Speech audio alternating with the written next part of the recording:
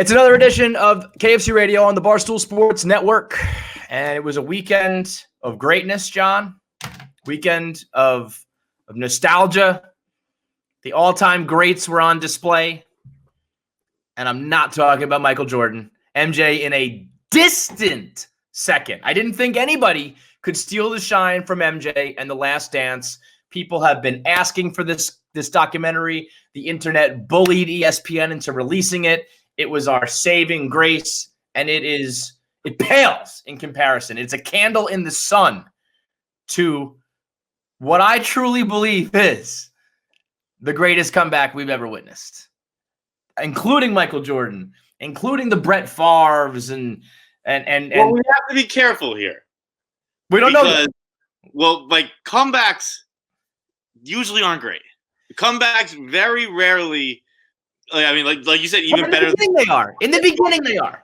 Jordan's, you're talking about the 45 comeback. Yes. The 45 comeback was incredible. And by the way, the Wizards, while obviously pales in comparison to what he did, Jordan put up like 24, 5, and 5 on the Wizards. He wasn't a bad player, but yes, nobody's regaling you with stories of Michael Jordan in Washington.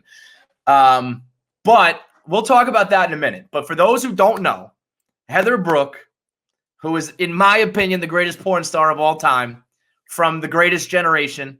There was a viral tweet this weekend, or I don't know if it was viral. I just say any tweet that comes across my timeline, viral. Yeah. If I don't follow the person, if it just gets retweeted, you have one retweet. Like, this viral tweet I saw. Well, think about it. It naturally is. If I don't know you and I don't follow you, and somehow it's like the virus. It's like, how did I get it from you? I don't even know you. It's viral. Done. Oh, I'm going to add something to our rundown for this list today. We're going to get to it. I saw you tweet about it. I've mentioned it before. It's gotten out of hand. So this will be later. This will be after another ad. We got to talk about Slim Jim. We got to do something about Slim Jim. Slim Jim. I'm gonna find Slim Jim's social media and I'm gonna fucking murder him. I don't care who it is. I could find Slim Jim's Twitter right now. It could be this sweet little girl out of college. I would fucking strangle the life out of her with my bare hands. It's got out of hand. He or she is drunk with power, and they're commenting on. I think they follow just everyone on Twitter, on Instagram, and they just like my friends' posts have Slim Jim being like, "Been there, girl, know that." What are you doing, Slim Jim? Fucking knock it off and just sell fucking meat. But what was I saying? Oh yeah. So there was this viral tweet that was like, "What is the 9/11 for what are we millennials? What's the 9/11 for millennials? You know that moment where you remember where you were." First of all, it was 9/11. 9/11, yeah. My 9/11 moment. I remember where it was. We're 9/11. But secondary to that is Heather Brooke. I remember where I was. I can tell you, I'm not going to use government names. Well, yeah, I am. His name was Ryan. I was at my friend Ryan's house. Who fuck cares? I don't know. I was at my friend Ryan's house in his basement on freeones.com. Yeah. I saw the Heather Brooke bikini video. I could draw you a map of this room from my head just because of that video. I know exactly where the fucking desktop was. The TV was behind us. Garage over back here. I could draw you the fucking schematics of the room where I first saw Heather Brooke. Yo, the fun of this weekend, and for those who don't fully know, I would imagine if you listen to our show, you certainly know. Heather Brooke, porn star from the early 2000s. She was the original, couples porn, really. Like, it was just her and her husband, and she can make a dick disappear down her throat. She is the undisputed throat goat, and it's not even fucking close. She was such a fucking superstar that I listened to her Howard Stern interview. It's like I've never heard that. You got to send that to me. I didn't even know that happened. I haven't heard it in 10, 15, however long it's been. I remember 01, 02 being like the watermark on those videos. Yes, I said that today. Casey asked me when was it, and I was like, hang on. I closed my eyes. I was like, I can definitely remember 01 and 02. I don't know if it went to 03 and 04, but I www. the little copyright C 2001. The best part of those copyrights is that it's like Barstool Sports, not copyrights, those watermarks. Barstool Sports' watermarks we're no better 10 years later. I know. We're just kept doing the same thing. BarstoolSports.com on the bottom. So she was like this porn star with saying that she deep throats is not. That's not the right term. We need like another term. She like inhales this guy's dick with such ease that it truly is, in my opinion, she is the greatest at what she does. She's better than Jordan at basketball, better than Gretzky at hockey, better. The only thing is maybe Marty Mush at throwing things into weird fucking cups. Nah, fuck that, because she doesn't first try. That's true. What they say about great athletes is that they just make it look easy. Like the paradox of the great athlete is that anyone thinks they can do it because they just make it look so simple. She made it look easier than anybody you'll ever see. And that, I think, is her greatest lasting legacy, is that the amount of guys who were our age who were like, oh, that's what a blowjob's like. They were wildly mistaken. And the amount of girls who had to be like, you want me to do that? No, I mean, I would love to. I wish I could, but it's not fucking possible. She had people misconstruing sex on a radical level because of her talents, which I think is maybe the greatest compliment. John, I think she gives too good of head. I would agree with that. I want a little struggle. Where you think about it now, where like I do worry that she's gonna get back into the porn game. No, and I don't know. Like I think about it. Like, you lose. What's that? You're worried she's not going to be good anymore? That's not a skill you lose. I'm not worried she's not going to be good anymore. I'm worried that she hasn't kept up. Like we've interviewed athletes before who are like, nah, I don't really pay attention to it anymore. Like I think we were talking to Chris Fox. I don't really follow basketball. Yeah, that was my life, and it's not anymore. I'm on to new things. I'm concerned that Heather has not kept up with pornography, and she's gonna come back into a giant fucking nightmare and be like, "You want to do what to me?" Yeah. Absolutely. Well, when you go back, her catalog, while impressive, is very tame. I mean, very tame. You know. But we're talking. I mean, she's been fucking Jim for 15 years. Okay. Like, yeah, what if she comes back and we're getting just 20-year marriage blowjobs? The funniest comment I saw, the amount of comments, tweets, DMs, and texts I got on this. That thread after your initial tweet is one of the funniest threads on Twitter ever. And that's why I love this. Some people are bent out of shape being like, this is creepy. You're like a 40-year-old man. Don't you have kids? Fuck off. This is what I think Barstool. Oh, I didn't see any of that. I got enough of those in my times.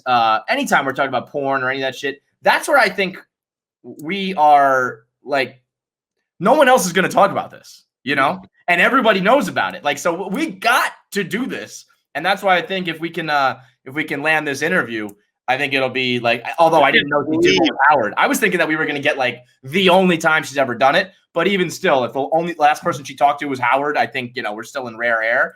It was 20 years ago. It was a long time. It wasn't like she did it this year. She did it a long time ago. I think that she has probably been filming with Jim for 15 years. I think we're going to see new shit, but I think we're going to see shit from 04, 05, 06, 07. Oh, you think we're opening up the Paisley Place vault? It's Paisley Place, right? Yes, it was. Yeah. I knew it was Paisley. I forget it was Palace Place, whatever. I mean, I think my guess would be that they had a family. They were gonna like get out of the public eye, but they're still like this freaky porn couple. And I think they had a family. Stop filming. They had a family and just wanted to wait until their kids were of porn age in order to release porn.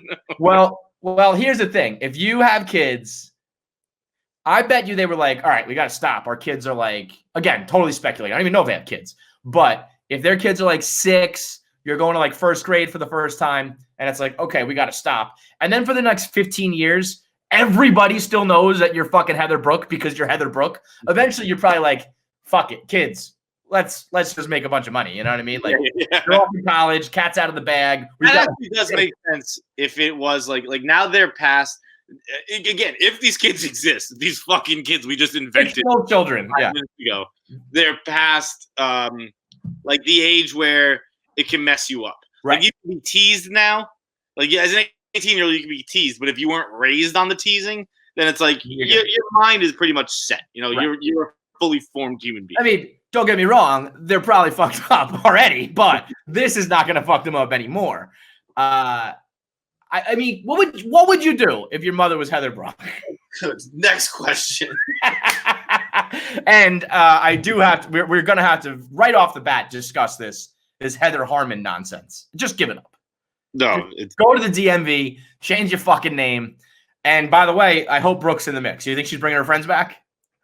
I honestly would skip Brooke videos. I'm just in it for Heather. That chick, Brooke with the lip liner, just looked ridiculous. She was so 2000s. It was absurd. It was, but she was wearing fucking low hip jeans, hip cut jeans, whatever they wear. Low hip with boot cut jeans, a fucking tube top, had like spaghetti hair.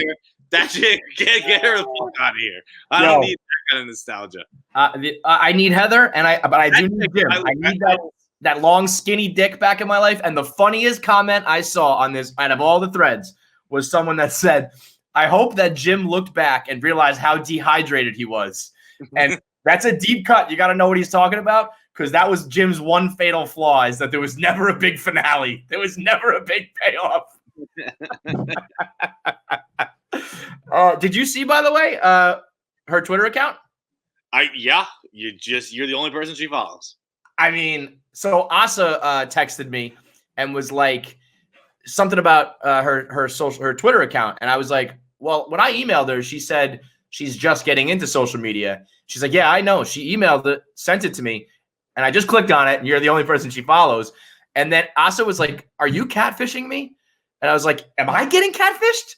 And she was like, is this a double catfish? Is this real? And honestly, if it wasn't for a video of her saying it, I would have thought this was an elaborate ruse, because I was like, what is going on here? That's almost a little too close to home. Like, I'll give you full disclosure. I woke up Saturday morning. I see the new news. I like rushed to my computer to blog it. And I did have a moment of like, I should probably be waking up like living with my own children right now, and instead I'm a divorced dad blogging about porn. That definitely hit me, and I was like, I don't know if I'm happy about this, but too late now, so let's fucking roll with it. You want to do an interview, Heather? But that was definitely a reality moment for sure. But what a fucking, I mean, it's like kind of creepy and funny to say, but like the rush of that news was hilarious. I mean, you had it at 200 views. It was insane how low. I thought like you've been in contact with Heather and she sent it to you first, and you broke the news. Like, I mean, when you texted that to me, I was flabbergasted. I thought something must have been wrong. Like, oh, this is a fake video. Right. Only 200 views. No, just Kevin had Google alerts on for 20 years about whether Heather Brooke is coming back. I do got to give props to Fat Face JJ. He was the one. And I said in the blog, I was like, I think he was just doing some new dad early Saturday morning porn cruising. And he wrote back to me and said, that was so accurate, I started to wonder if I had cameras in my house. So shout out to all the dads there. There's going to be plenty more to peruse, I think. And honestly, the parallels between that and the MJ thing is so fucking funny, because going into The Last Dance last night, I kept thinking, how many kids are going to see this for the first time? Like, yeah, you knew who Jordan was, but you don't know the stories. You haven't seen the highlights. You don't really get it. The amount of like Rudy, when Rudy texted me, it was like, I didn't know who Heather Brooke was, and I just watched her. Like, oh my God. When he said I didn't know that was possible in Bush's America, I almost fell off the fucking chair. The amount of people, guys, girls, who are going to watch that chick blow some dude and be like, what did I just see? It's fucking hilarious. The Last Dance was the other bit of greatness on display this weekend. And MJ and that documentary is brought to you by Honey. I literally just used Honey a second ago. I did a little online shopping. I bought some Todd Snyder stuff, and I saved $35 on it. Had no idea that Todd 10 was a code, but Honey knew it for me, and that's what Honey does. It's like an plugin that you install on your browser. You click 2 or 3 times, it sets it up, no problem. And then when you're checking out on whatever website you are shopping on, you click find promo codes. It searches the entire web for it. You don't have to know You don't have to remember them. You don't have to You know. don't have to tweet us asking for them because we don't know. We forget. Don't ask me. Ask Honey. Go to joinhoney.com/KFC. That was $30 right there. If I keep doing that, I'm going to save, I don't know, millions, because that's all you can do right now is just shop online. So go to joinhoney.com/KFC. You install it into your Chrome browser, 2-3 clicks, and you are saving money. Over $2 billion has been saved. Hundreds of thousands of people have used it. 8 million people have used it. And it's one of the easiest ways to save cash, which we all could use right now. So go to joinhoney.com/KFC, install it, and start saving that money today. Last night, episodes 1 and 2 of the highly anticipated, and I don't know if that was a quarantine effect or what, but I can't remember. It's definitely a quarantine effect, because remember, we had to bully them into showing it. Well, for sure. But I wonder if this was just June and regular. Yeah. Oh, that's definitely quarantine effect as well, for sure. I if there were sports on, if the Bruins were playing last night, I'm not watching that documentary. Okay. Because I probably would have had the same level of excitement anyway, but that's a good test right there. I mean, Rocket wouldn't even watch. Rocket said he watched the documentary back when he was a Birmingham Baron, and that was all he needed. So I guess if you're not a basketball nut, you wouldn't be watching. But I mean, I do want to clarify, I would have watched, just not live. I am very interested in Michael Jordan. I'm not a big basketball guy, but I'm very interested in Michael Jordan. So I would have watched it, but I probably wouldn't have watched it live if there was something else on. The buzz on at least my Twitter, I mean, that was all I saw all Sunday long. Like from the morning to night was just people speculating, people getting hyped up. Have you seen any reports of ratings? No, but I'm sure they're massive. I'm sure they're through the roof. I said taking out scripted TV shows like Game of Thrones fucking finale. I think it was the biggest since what? It was like the Super Bowl. It was actually very Super Bowl like for me in particular, or for Barstool people in particular, because we're watching for stuff to tweet. We're watching for clips to tweet. We're watching for T-shirts to make. It was very much like a sports game for a Barstool blogger. Yep, which was great, by the way, to get back onto a live tweeting. I'm so happy this is being done. Even I think doing it every other night with the finals would have been very cool, because it would have just been new age, old school, new age, old school, back and forth. But I like the idea that we get this for 5 weeks, a regular mini series. I love the 2 episodes per night, so you still get a full night of watching something, but it's drawn out. And I like the commercials. I like being able to tweet. I love this format so much more. Speaking of commercials, though, I did not love the unveiling of the Facebook company. They made that shit sound ominous as hell. Is that new? Okay? Was that new? Because I was I've never heard it called this before, and now it's we've said it 1,000 times. That was my first experience with it. I'm sure it was technically it before. That was my first time on a grand scale being we are the Facebook company, and with a black background and white just font letters. We're taking over. That was we're gonna fucking kill you. Yeah, we're gonna birth your baby. We're gonna have your funeral. We're dealing with everything from now. Whatever you want to do with your life runs through me. Mark Zuckerberg. I'm not even kidding, man. Zuckerberg, you give Zuckerberg 5G and artificial intelligence, he's taking over the fucking world. Yeah, and I don't know extensively what the whole Facebook COVID-19 thing is. That plays into the Facebook company. Dude. Okay, I wrote a blog today on their map. I thought this map was gonna be incredible. I thought it was gonna be here's what we look like in comparison to Italy, and if we install these measures, here's how it would look. And if we fuck up, we do it this way. Here's how bad it'll get. It's just a map that looks like a weather map. It's just this many people with fucking COVID in this town, which I guess is valuable. But all that is he's getting billions of people to sign up and tell them what their health history is, which I don't know how that's a bad thing, but it's a bad thing. I know that's something that's supposed to be ultra, ultra private that every other institution in the world keeps secret, and we're just giving it to Mark Zuckerberg. That's not a good idea. No, he's I have your health records. I know what games you play. I know what porn you watch. I know who you vote for. Yep. Zuckerberg's, it's over. It's Carter gift this. The Facebook company, now that again, that's probably what it's been called in fucking boardrooms for a while now. Now that he's if he's telling us now, that means he knows it's too late. You can't do anything about it. Here it is. The world is now called the Facebook company. Deal with it. That's such a great point. That was his we're beyond the point of return. I now run it, and I don't care if you know, because It is out of your hands. Nothing you can do to fix it. Dude. And like they intentionally said it like in a scary sense. You could have like and brought by the Facebook company. It's like the Facebook company. It's the voice you hear in a nightmare says the Facebook company. We'll talk about that in a minute too. I think we're fucked. I think the world's fucked. I think we're fucked if we go back out and get coronavirus, and I think we're fucked if we just stay inside and let like the Zuckerbergs and the government take over. So either way, we're fucked. It's kind of good. It's just kind of like whatever, you know. I stopped worrying about it weeks ago because I knew it's over. It's a wrap. It's a wrap.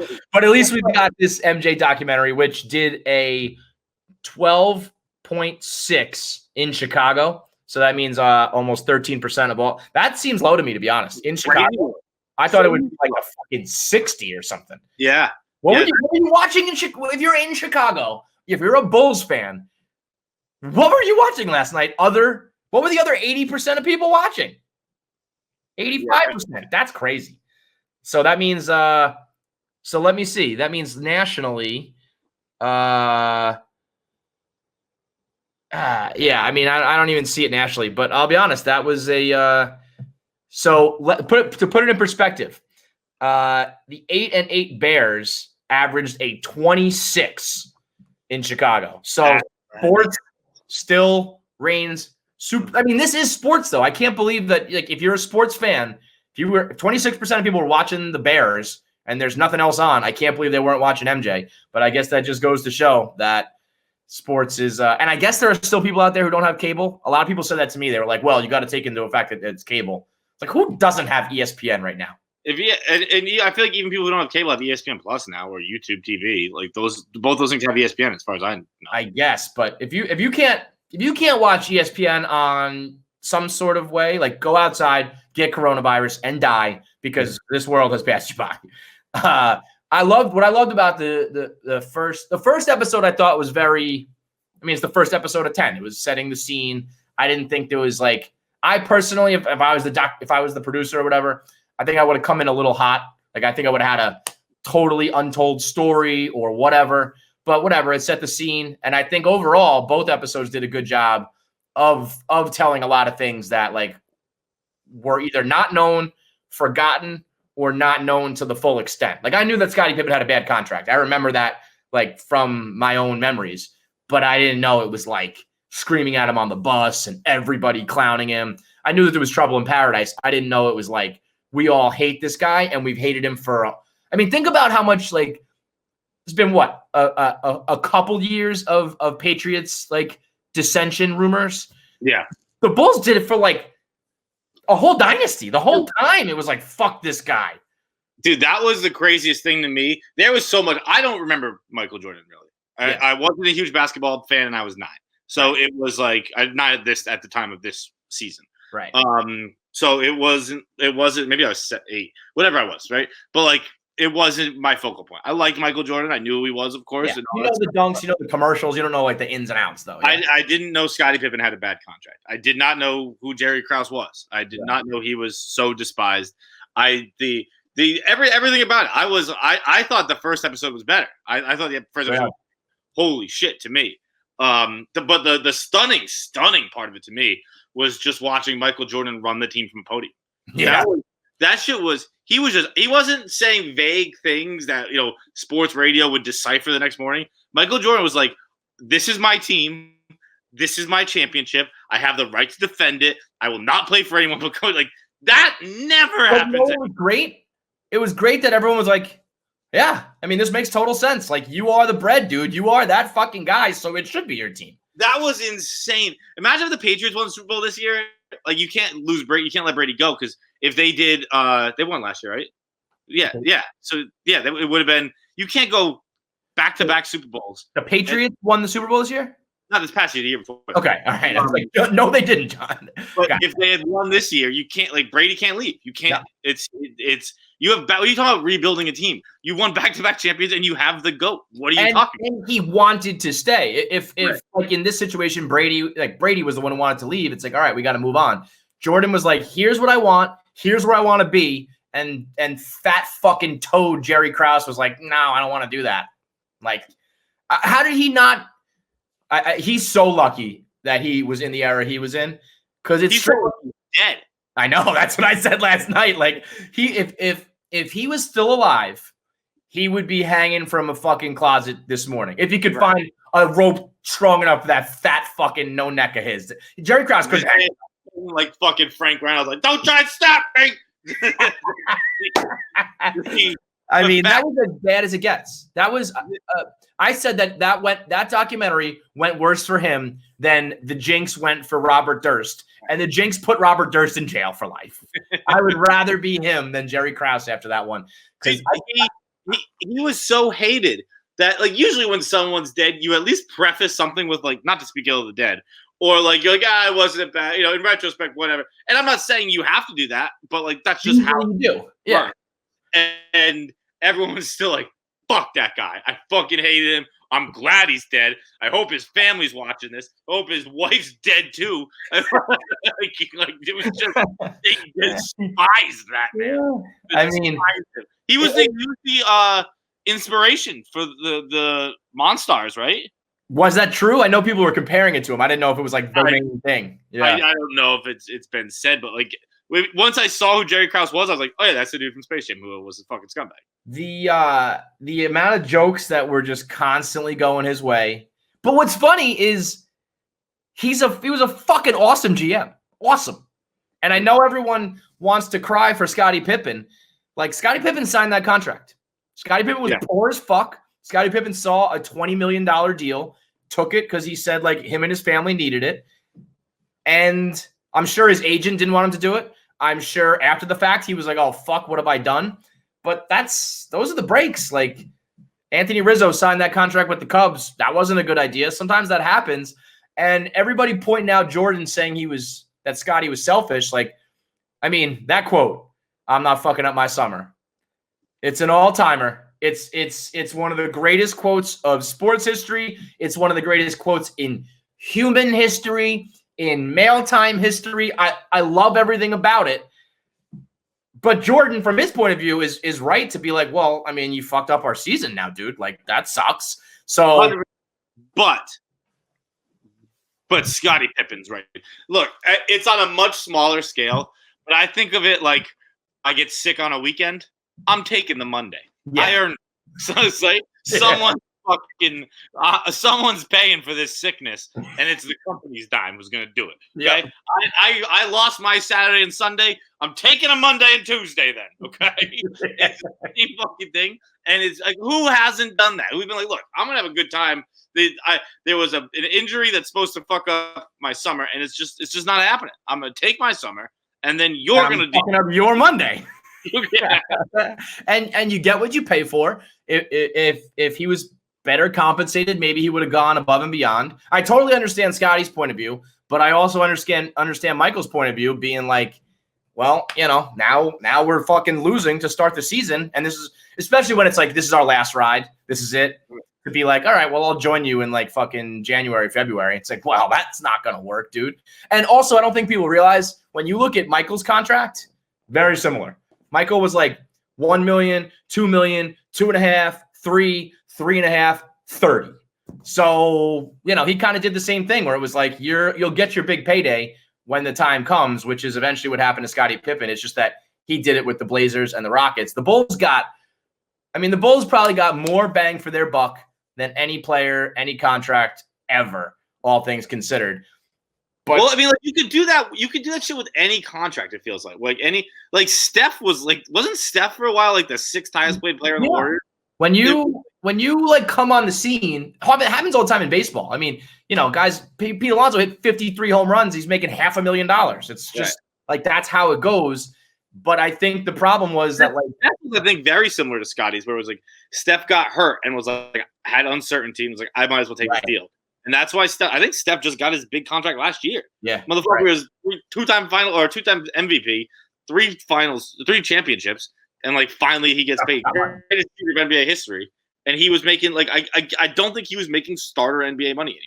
Yeah, I mean, it's weird, it's quirky. It happens, but also at the end of the day, it's like, Scotty signed that. It wasn't like they didn't like trick him. It was just like, here's a contract. Like, let's hope he signs it. And then he did. And then, I mean, yeah, I guess you could say people should have renegotiated, but I don't know. It's just like, guess what all that extra money went to? Went to fucking Dennis Rodman and Tony Kukoc and Ron Harper. And then you had a dynasty. And then you probably made more money being like a part of the dynasty Bulls. I'm not crying for Scottie Pippen. You know what I mean? It reminds me too of it's Edelman-esque, where like I think Edelman maybe like 2013 was a free agent, something like that. I forget exactly what year. And I don't know. He hasn't told us that this is what his thought process was. But like I think that the 49ers offered him a contract, more money than the Patriots. But Edelman could do so much else in New England. Edelman can't go to fucking San Francisco and sell children's books. Right. Edelman can't go to San Francisco and get modeling gigs like through Giselle. He's like God in New England. Side money you can make just by being surrounded by greatness or being part of greatness. I can understand when you are the clear-cut number 2. And I mean, arguably, like, he probably might have been like the second best player in the NBA based on like his skills and shit, and not getting like the respect. I get that. But also to be like, what, you would rather be on like the Bucks getting $15 million a year than be a part of the Incredibles, a part of that, those scenes of them going to Paris and being like the fucking Beatles and shit like that. Like, you can put a price tag on that shit. That's worth less money in the. I don't know if that price tag's $13 million, but you could. There is no, a price but I think if you put a lot of that in there, I think he had the Pippen shoes because of being on the Bulls. I think that there was a lot of things that probably added up that I personally would rather be a part of, like a fucking dynasty, than just like wasting away elsewhere. But sign me up for the fucking traveling cocaine circus. You know what I mean? That was. What were your highlights of the show? My highlights? Traveling cocaine circus, I think, was the biggest eye-opener for me, because it makes sense that Jordan was not like a party guy because he had to be busy becoming the greatest of all time. But I definitely didn't think of him as like the goody two-shoes who the team felt like they couldn't trust. Like, where like he's just leave him on his own now. I thought that was very surprising. So I think that, I don't want to say that was a highlight, but it was more just like that was. He definitely wasn't a goody two-shoes. He was a gambler and drunk. Well, that's the thing, but I don't know. At that point, I don't know if he was. Oh, really? Well, I mean, I don't know. I guess because that was the traveling cocaine circus was like the 80s Bowl. That was when he was a rookie, I think, and he said like he left that room because he was like, if this place gets raided and I get in trouble, it sounds like when you're in college and you don't want to get caught by the RA, and it's like you're not in with the cool crowd. He didn't like narc on them, but I didn't, knowing that he eventually becomes this like gambling, womanizing, drunk, drinking, cigars, I was surprised to hear. But that also makes sense that at that point he was like, I got to go become the greatest of all time, so I'm not fucking around. The alcohol, for some reason, to me was so fucking funny because I think he went out of his way to not have it sponsored. Like I want people to know I just like drinking, right? Because you could very easily pop a bottle of Maker's Mark right there, make probably a couple $1 million, right, for an advertisement deal. He's like, no, I just want a full glass of whiskey. Yeah.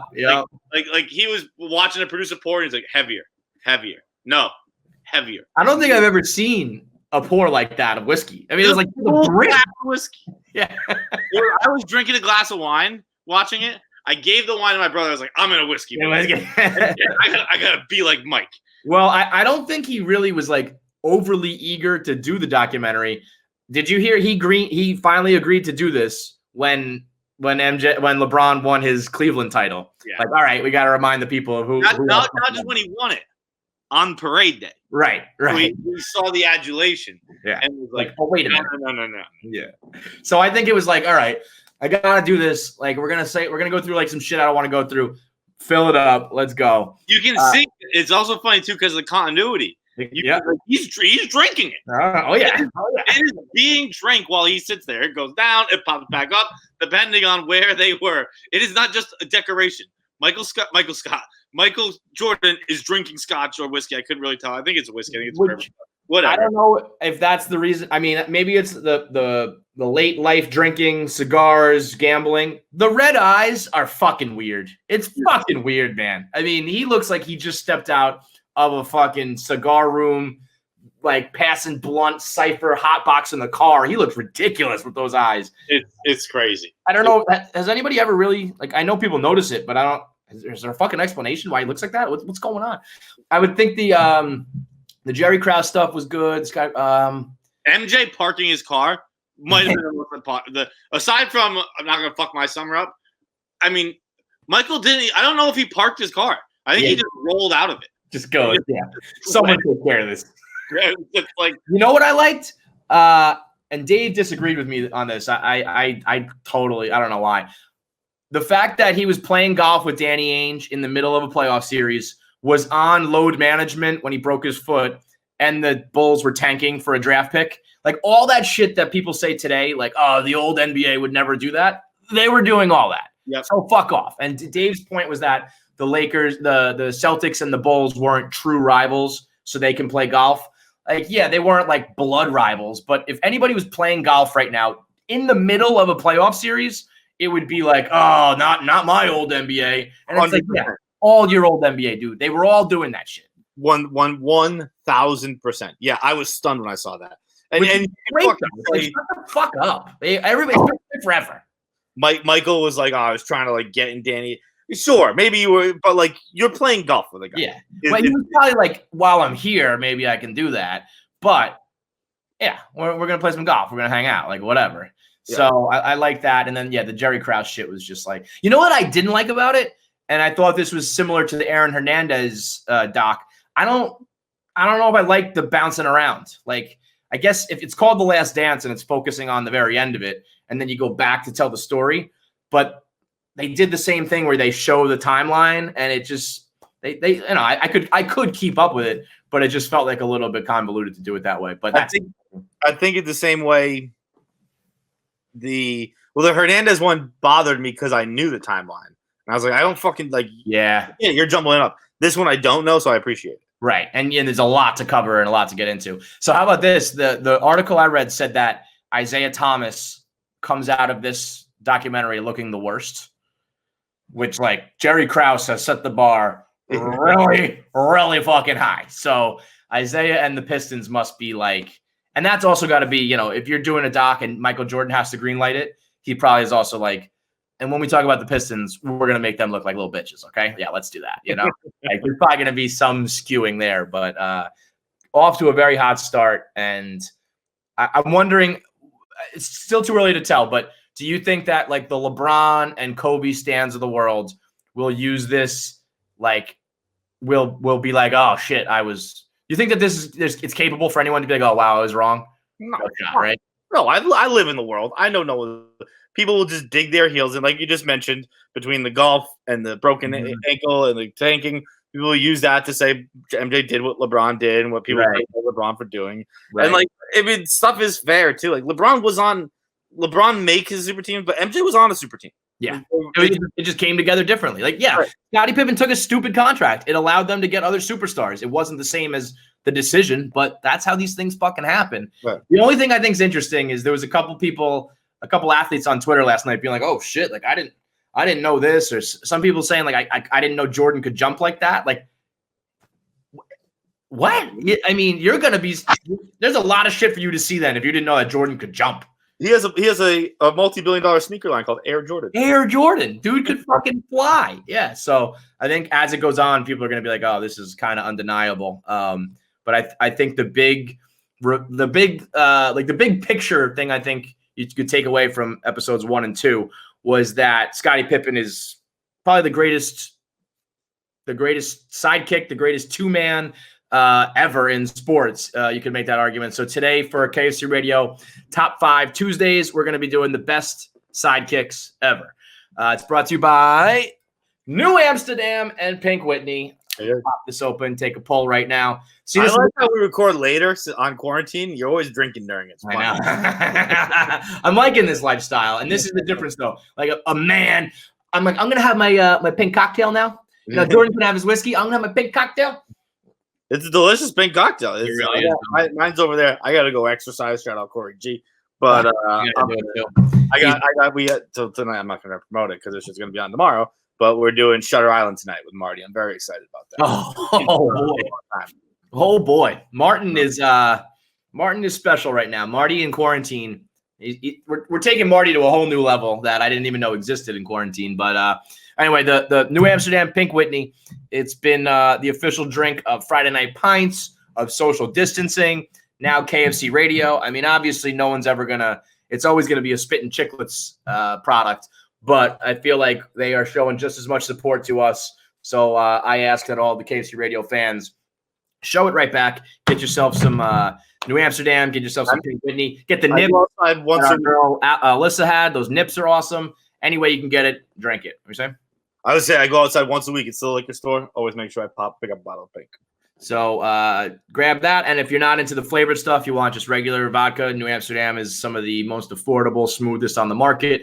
So everybody who's down with Chicklets, KFC Radio, Barstool, and just good vodka, good times, especially while we're locked down, get yourself some Pink Whitney. Top 5 sidekicks. I'm gonna Babe Ruth this. I'm gonna call my shot. I'm gonna kick your fucking ass. Really? I'm not overly confident. Although, you know, the competitor in me now says fucking bring it on. But the problem with this is it's so broad. Like, you can do sports, you can do entertainment, you can do life, you can do whatever, that inevitably 10 between us, there's going to be a ton left on the table. Yeah. So I also didn't really do that much homework, so whatever. So, all right, Babe Ruth, let's go then. Number one. Chicken kickers. Chicken kickers? Yeah, the buffalo chicken kicker from Domino's. Sidekick. Oh, Pizza. You always get yourself chicken kickers. I like that. I like that. And it's got kick in it. That's a great sidekick. Literal sidekick. Okay. Yep, that's number one. No one orders a Domino's pizza without throwing in some chicken kickers. I don't think I've ever done that. You're right. It's like that should be like a combo. I don't know why it's not like cheesy bread. It's on the $5.99 menu. Oh, okay, that makes sense. All right, Domino's, you know what you're doing. You can get yourself medium pizza and a couple kickies for $11. Not bad. Not bad at all. I was gonna save this for my last pick, but I think because you decided to be a motherfucker and try to go with a literal sidekick, I'm gonna go with a literal sidekick, and I'm picking the phone, the sidekick. The sidekick phone. That phone stunk. At the time, that phone was fucking fire. The flip open, the screen, the fucking. Did you have one of those at the time? No, and I was so jealous. I didn't. I wanted it. If you saw a girl with a sidekick, you know that girl would fucking fight you and kick your ass. Yeah, and I loved it. Sidekicks were for garbage people who were not to be trifled with. Sidekicks were for hot fucking Puerto Ricans whose the nails would go and they would type on them, right? That was that phone. Listening to Casey type on her iPhone now. And when they're mad at you, they're like, you could hear their teeth going and their nails clicking, and it was like, oh, somebody's baby daddy's in fucking trouble. Dude, a sidekick might as well have been a fucking swastika armband. You see that shit and run. That's not for that's a dangerous person. I don't like the Nazi comparison. I like the idea that it was dangerous and a little bit scary and not to be trifled with. I don't think it was full-blown Third Reich, but that phone, more so than any phone ever in history, it has a connotation.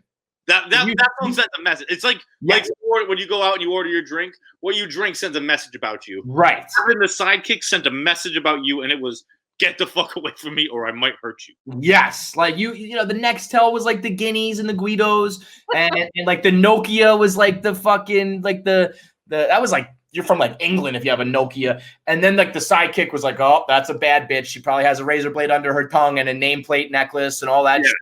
Watch out. Hearing sidekicks were fucking. You were a sidekick user. You scare the shit out of me to this day. Right. To this day, if like that, like I don't know of any red flags where someone could say on a first date. Someone's like, I had a sidekick back in the day. Out. God. I'm out. I don't know. I can't be alone with you. Therefore, I can't date you. Number two pick. Shout out to the beginning of this episode, Mr. Jim Brock. Ooh, solid. Very solid. Fuck, that's good. You knew what you were doing here, huh? Yeah, that's the ultimate Robin to a Batman there. That guy. Edward Brooks, no one without Jim's dick. Remember that.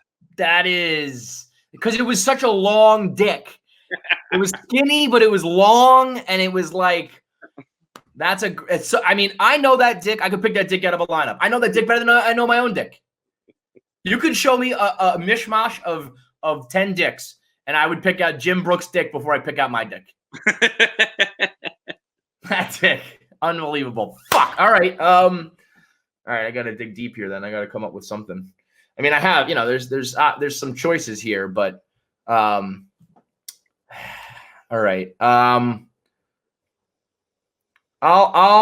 go. I'm gonna go relatively recent. A guy that I think in his prime would have been really high on my list. I think the way it ended kind of ruined things, but I'm going with Bronn from Game of Thrones. Bronn and Dinklage when they were rolling together. That's a great one. Bronn's a great. Money talks, cash rules. He was for hire. He was a mercenary. It's funny because it was like he only cared about himself, but ended up being like Tyrion's boy. He ended up being Jaime's boy. Like he was all about himself, but always had the other guy to the side of him. So which is the best kind of sidekick to be. It's like you're not someone's bitch. He was like for himself, but he was always the second banana. So I'm going Bronn, Game of Thrones. All right, 3. Philip Pritchard, a.k.a. the keeper of the cup, the white glove dude who carries a Stanley Cup. I almost should wave the flag. I mean, fuck. That's so good. He's a sidekick to an inanimate object. Yeah. Shit. He's I remember this vividly. So we had obviously that fateful night with the Blackhawks when we were out, and I did not wake up for the actually, well, since we're right here, I'm sitting right next to that picture of the Stanley Cup. He's not in it, but there we are. Yeah. It's me, Big Cat, Keith, and Sharp. But it was the cup has a curfew. Little known fact. I believe it's 11 p.m. Maybe it's 1 a.m. I forget. I think there was a 1 in it though. Well, there's a 1 in pretty much every number. When you get to the late night aspect, pretty much the whole night has a 1 in it. But it has a curfew, so like he'll be sitting like in a booth at the club with the cup, and then it's like 11 p.m. Oh, bedtime, and he gets up and walks out of the club with the Stanley Cup. Fucking hilarious. I'm surprised to see. I mean, I feel like you hear about so many things being done with the cup that I'm surprised that it's like we got to get this thing home. I think a lot of that happens, and maybe the rules are different on when the players get their day with the cup. Like I forget what player it is, but someone dropped it in the lake while fishing, and that happened like on their day with the cup, rather than like when the cup's with the whole team on the championship parade. Right. All right. Oh, man, the bar is really just so fucking high right now. I don't think I can even come with something that's gonna really. I'll go into the movies. I'm gonna dive into the movies world right now. And I think when you think about this guy, he's one of the most recognizable people ever in movie history. Mini-Me. Mini-Me's a good one. Mini-Me was like, find me a person who doesn't know Dr. Evil, Mini-Me. Like, if you show a picture of him to anybody from the past 20, 30, whatever years, they're going to know who he is. Vern Troyer. That picture of him carrying the fucking frozen turkey is all time. I think is he dead? I believe he's dead. I think he is. R.I.P. to the homie Vern Troyer. Mini-Me is an all-time legend. I mean, he's as close to an alien as a human will ever get, and he probably lived a short life, but goddamn was it full. And being he was like this big. He was like a fucking gnome. There's a picture of him eating a fucking, I believe it's a Subway sub. And it's bigger than him. Yeah. It's just bigger than him, straight up. And like the scene where he pretends to be balancing on his dick with a tripod, so funny. So I there's a lot of movie sidekicks, but that guy, he's one of a fucking kind. In the movie sidekick vein, I'd like to address Goose not being on my list. Goose was a good sidekick, nice guy, great character. I don't know. I don't know. Goose doesn't make my top 5. Okay, that's fair. Okay? I'm going to address it. It's not something I forgot. I know about Goose. Just get out in front of it. All right. Number 4, A shot of pickle juice. You think it's disgusting? A shot of pickle juice is a nice pickleback shot is just delightful. Love pickleback shots. I mean, Go from the bar one day. The pickle juice, the pickle shot is the greatest chaser of all time. 100%. It erases the flavor in your mouth. Yeah. It doesn't even have to be Jameson. You could, if you ever eat something you don't like, if you ever take medicine, whatever it is, you can do orange juice. You can do the lime and the salt. You can drink whatever you got on hand. It always is kind of still on your tongue. You do the pickle juice.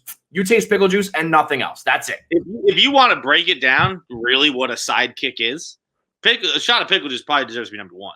If you want, it's a guy who gets you out of a tight spot. Guy who's going to be there for you no matter what. A pickle juice, your mouth will never sweat if you get a shot of pickle juice with you. Your list is fucking good, man. I mean, if I'm going to Babe Ruth it, I got to have a good list. Yeah, you knew what I mean, my list is just like a normal list. You really fucking went above and beyond. You really thought outside the box on this shit. This is my fourth pick. Mm-hmm. All right. I'm going to go. There's got to be somebody in like sports broadcasting, but I can't think of it. I mean, there's so many good duels. On broadcasting, we talk about this a lot. I don't really know who sports broadcasters are. I think there was that meme that went around yesterday with like, how dare you be mean to Uncle Vern? I do know Vern Lundquist. I like Vern Lundquist. But the 99% of commentators to me are just background noise. But Mike and the Mad Dog, different situation. Ah, okay. So I'm gonna have to give it to Mad Dog. I would say that they were like, partners at a point, but Francesa went on to kind of continue to grow without him. So Doggy is sidekick almost sounds pejorative at times, like it kind of is like a bad connotation in a sense. Right. But Dog is I mean, he's a legend in his own right. So I gotta put that in there because if I don't mention that, that would be terrible. So Mad Dog, my fourth pick. My number 5 is Scrappy Doo. I love Scrappy Doo. Scrappy Doo. Scrappy Doo is he's a great sidekick. Scrappy Doo that's the best one on your fucking list. Scrappy Doo, if you could make that real life, Scrappy Doo would be like the little guy who was like running around like fucking girls at the party and doing coke and like getting arrested, running from the cops. Just run at him. Oh man, that's fucking funny. Wow. I don't think if you didn't bring that up, there was a chance that I never thought about the word Scrappy Doo again in my life. That could have been it. I would have never considered Scrappy Doo ever in my brain again. All right, my last pick. You fucking mutt. Oh! No, that just popped in my head. Actually, a guy who I think deserves a lot of credit. Dude has been on this show before. Chris Bosch. Chris Bosch was like a third guy who was fucking awesome and like never said a goddamn word, never was a problem. So I think if you're going sports, Chris Bosch is maybe the most underappreciated ever. That it took a lot of heat. Any guy who could withstand that kind of heat, who just fucking constantly being compared to a raptor. Jesus There's Christ. never been a more apt gif for a person than Bosch with all he withstood, just getting that confetti stuck in his face and mouth. That's one of the funniest gifts I've ever seen in my life. Between that and champagne, Bosch is a legend. I know the fucking champagne was tough too. The Bostrich and Hall of Famer rings left and right. Great sidekick to Cole. He saved his life. That's right. by getting blood clots. He saved his life. Sidekick. The butterfly effect on that one, folks. If you like Coley Mick and mixtape, you better be a Bostrich fan.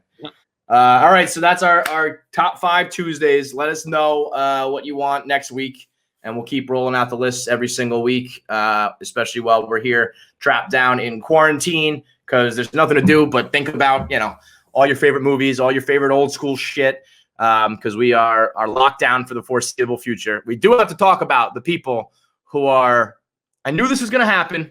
I didn't know when it was going to happen. The time is here. People are fed up. People are ready to break back out. And now we've got the anti-lockdown protesters going on. Me, I'm happy being at home. I like quarantine because I can get all the food I need delivered right to my door while I'm staying inside and keeping myself and you and everyone else safe. Grubhub delivers everything I need to not only keep me happy and keep me well-fed, but also to keep your favorite restaurants and local spots in your community, keep them supported, keep them staying open. They will do contact-free delivery. They will keep all your mom and pop spots from town afloat during this tough time. And right now they're doing supper for support, which means every evening from 5 to 9, you can get $10 off your order of $30 or more and save money while you're supporting the restaurants you love. And for the first-time diners, if you use the code KFC Radio, you'll get $7 off your first order of 10 or more. So think about it. If you're living by yourself and you want to get, a cup of coffee and breakfast for like $10 and you get $7 off, you're basically getting that shit for free. So stay in and save. Hashtag stay in and save. Use Grubhub. Use the promo code KFC Radio. Check out Supper for support and make sure you stay in and stay safe. The anti-lockdown people are out. And I actually went back and I looked at my tweets. Remember that like day 2 of quarantine, the Washington Post did that simulation with the balls bouncing around to show. It's awesome. It was like the best to date, the best Corona material I've seen. It was this simulation that shows how a virus spreads, and it had balls bouncing around in a box, and it was like, here are the healthy ones, here are the diseased ones, and they bounce into each other, and everybody gets the disease. Mm-hmm. And then it shows like, here's what it's like when you social distance, and here's what it's like when you don't social distance. Oh, this is the Ohio one. Ohio had a great one very recently where it was like, it was a bunch of mouse traps with a ping-pong ball on it. And then it was like a bunch of mouse traps spread apart, and it was good. Right. There's also there's the match one where the match steps on the line. Yep. There's some good ones. So this was showing a simulation of a quarantine as well. So in this square, they had a portion blocked off, and everyone inside the quarantine stayed healthy. And they were showing how quarantine works. But the problem with the quarantine, and this was more forced like lockdowns, like martial law type shit where you're not allowed to come out, as opposed to people just agreeing to do it on their own terms, is that eventually it's not realistic. People break out, they leave their homes, they don't listen. And it shows like, all right, you're good. And then the quarantine opens up and it just starts right the fuck back over. And I don't think people understand that you think you want to be outside the most, but you're jeopardizing it the most by setting us so far back. Like Kentucky did their protest the other day, and then they had the highest spike in cases. Yeah. Like, it's not fucking coincidence. And what I think really drives me crazy about the protests, because I'm actually somewhere in the middle now. I know that I've been the like one of the loudest mouths about stay inside, but part of me is starting to understand that like, well, you can't develop any sort of immunity by just hiding forever. And the economy will like be super fucked if it just goes on forever. So I don't know what the answer is, but I think what drives me the craziest is these are not the people who have, like, if you are, I have to go to work. I don't care. I'm going to die without food, without money. So I have to go to work. Those people are just going to work. They're not going outside and protesting. If you have the time to sit there on the middle of the fucking day and protest, that means you have the time to sit your ass inside as well. So if you told me that like we were setting back this whole process because some like minimum wage workers were like, I gotta go make money for my kids, I'd be like, yeah, I don't know. That's a rock and a hard place. That's a really tough spot, and I'm not going to begrudge you for that. But when you tell me that it's like these fucking dumb hicks in Kentucky chanting about the Constitution who are now setting us back, well, fuck off. Today is Saturday. We're supposed to have a big sale at the Ground Round. It's Burger Tuesday. Are you taking away my civil liberty? Dude, the one chick, she was like, I should be outside. Look at my roots. I should be able to go to the salon. Like, no, that's not what fucking matters. And also, by the way, I got my biggest bone to pick, my biggest gripe. It's with the people who can't handle their hair. Everyone's shaving their heads and cutting their own hair after 5 weeks, looking like a bunch of fucking assholes. What's going on? It hasn't been that long. The hair is crazy to me. Where are you going? You're not going anywhere. What do you need to cut your hair for? Everyone in the world has always had that one thought one time, like, I wonder what happened to my hair, grew my hair out. Fucking find out today. Try it. Find out right now. And if you care so much, like it doesn't match up to me. Like you're thinking about your hair so much that means you care about it, right? Right. And you're willing to fucking butcher it by yourself? What? Because guess what? It's not going to come out good. You don't know what you're doing. The whole thing is so fucking awesome to me, where it's just like all these people, and also let's be fair here. There are like 100 people at these protests, and like there are. The problem is that's all it takes, man. It's like a couple people went outside, and there was 275 new cases in Kentucky because it's just like. It spreads. So yes, you're right. But it also the problem is that a few people can fuck this up for everybody. Yeah. Well, I mean, not if we stay in though. Like, okay, you got sick now. Yeah. Congratulations. You've achieved your constitutional right to get sick if you want to. Good job. Go into quarantine 14 days now. But like, it's just like I'm with you in the sense where like I am like, well, like I don't know, when does it end? Like, right. I'm not gonna go storm the fucking state house.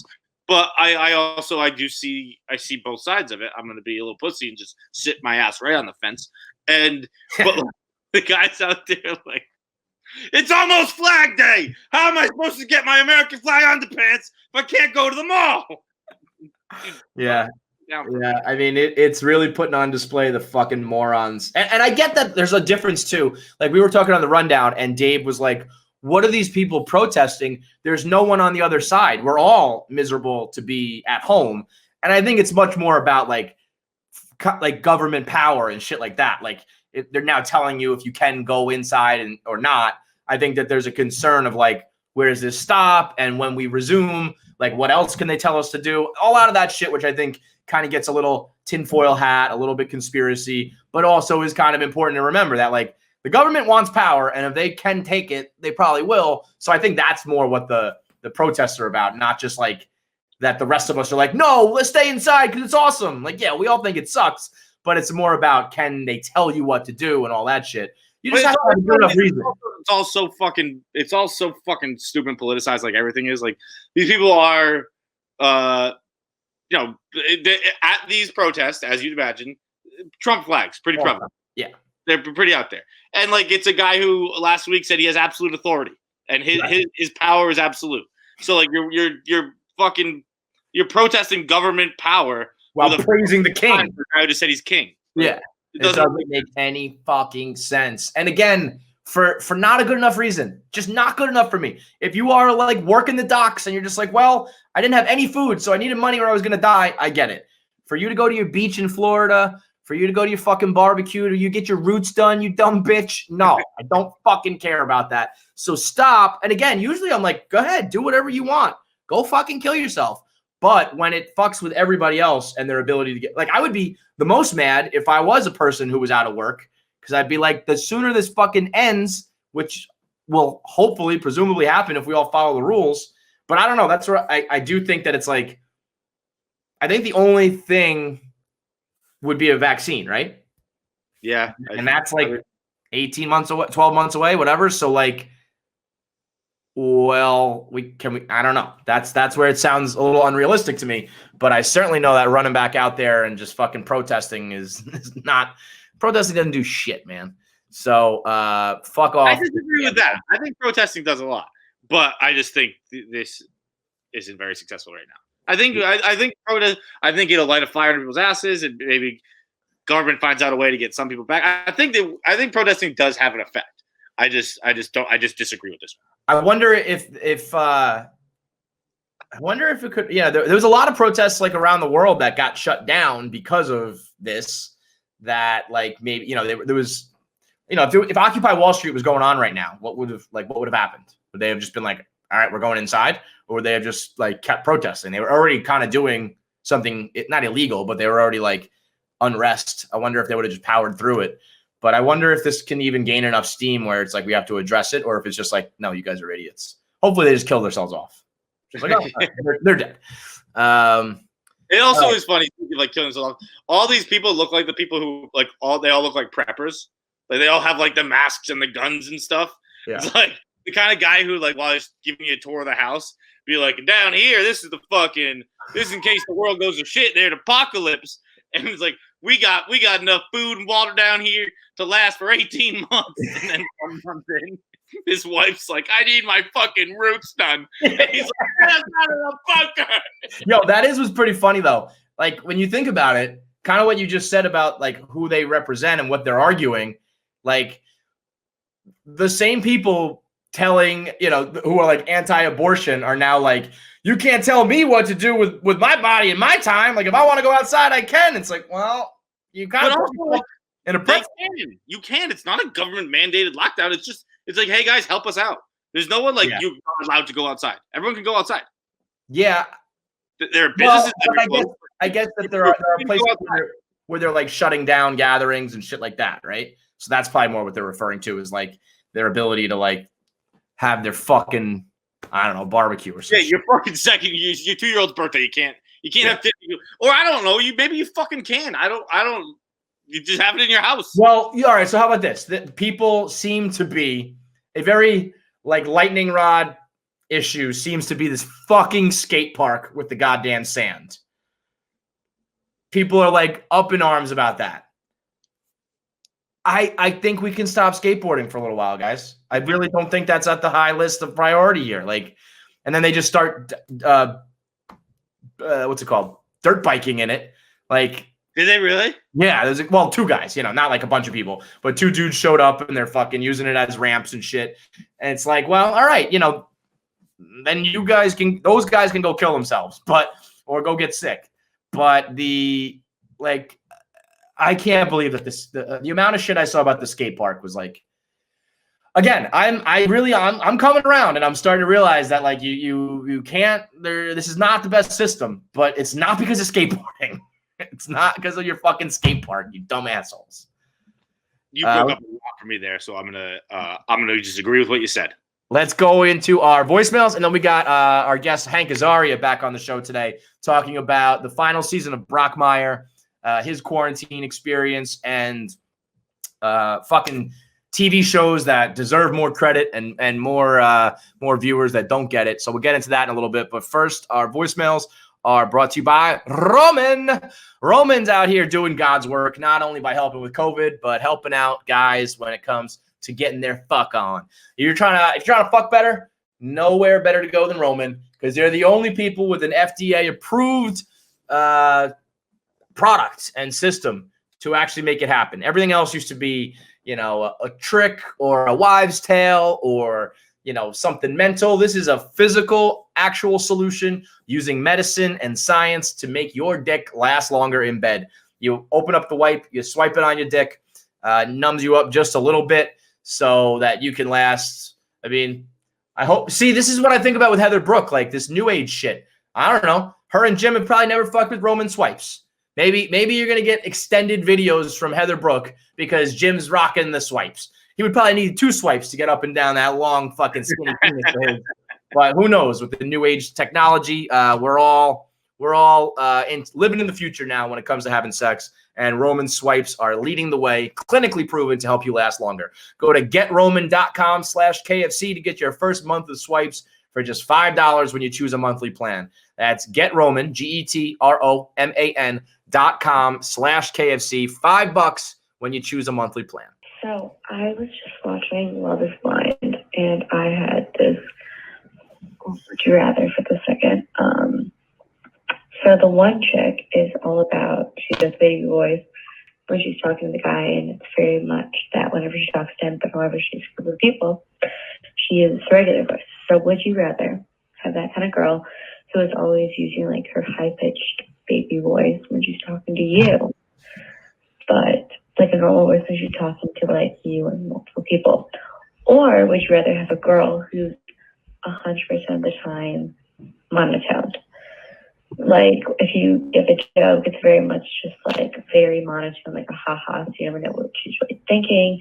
You never get like that satisfaction of like the actual laugh or whatever. So okay, so the chick who she's talking about, Jessica, she was like the biggest, not loser. Like she's not a loser, but she was the loser of the show. Everyone was like, "Oh God, Jessica, she's a drunk and she's a mess."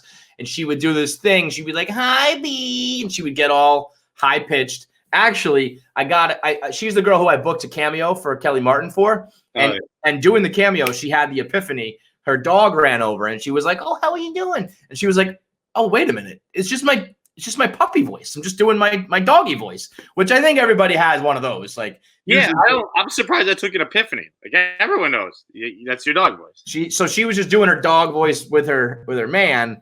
It was very obvious though. People were like, "Your voices are weird."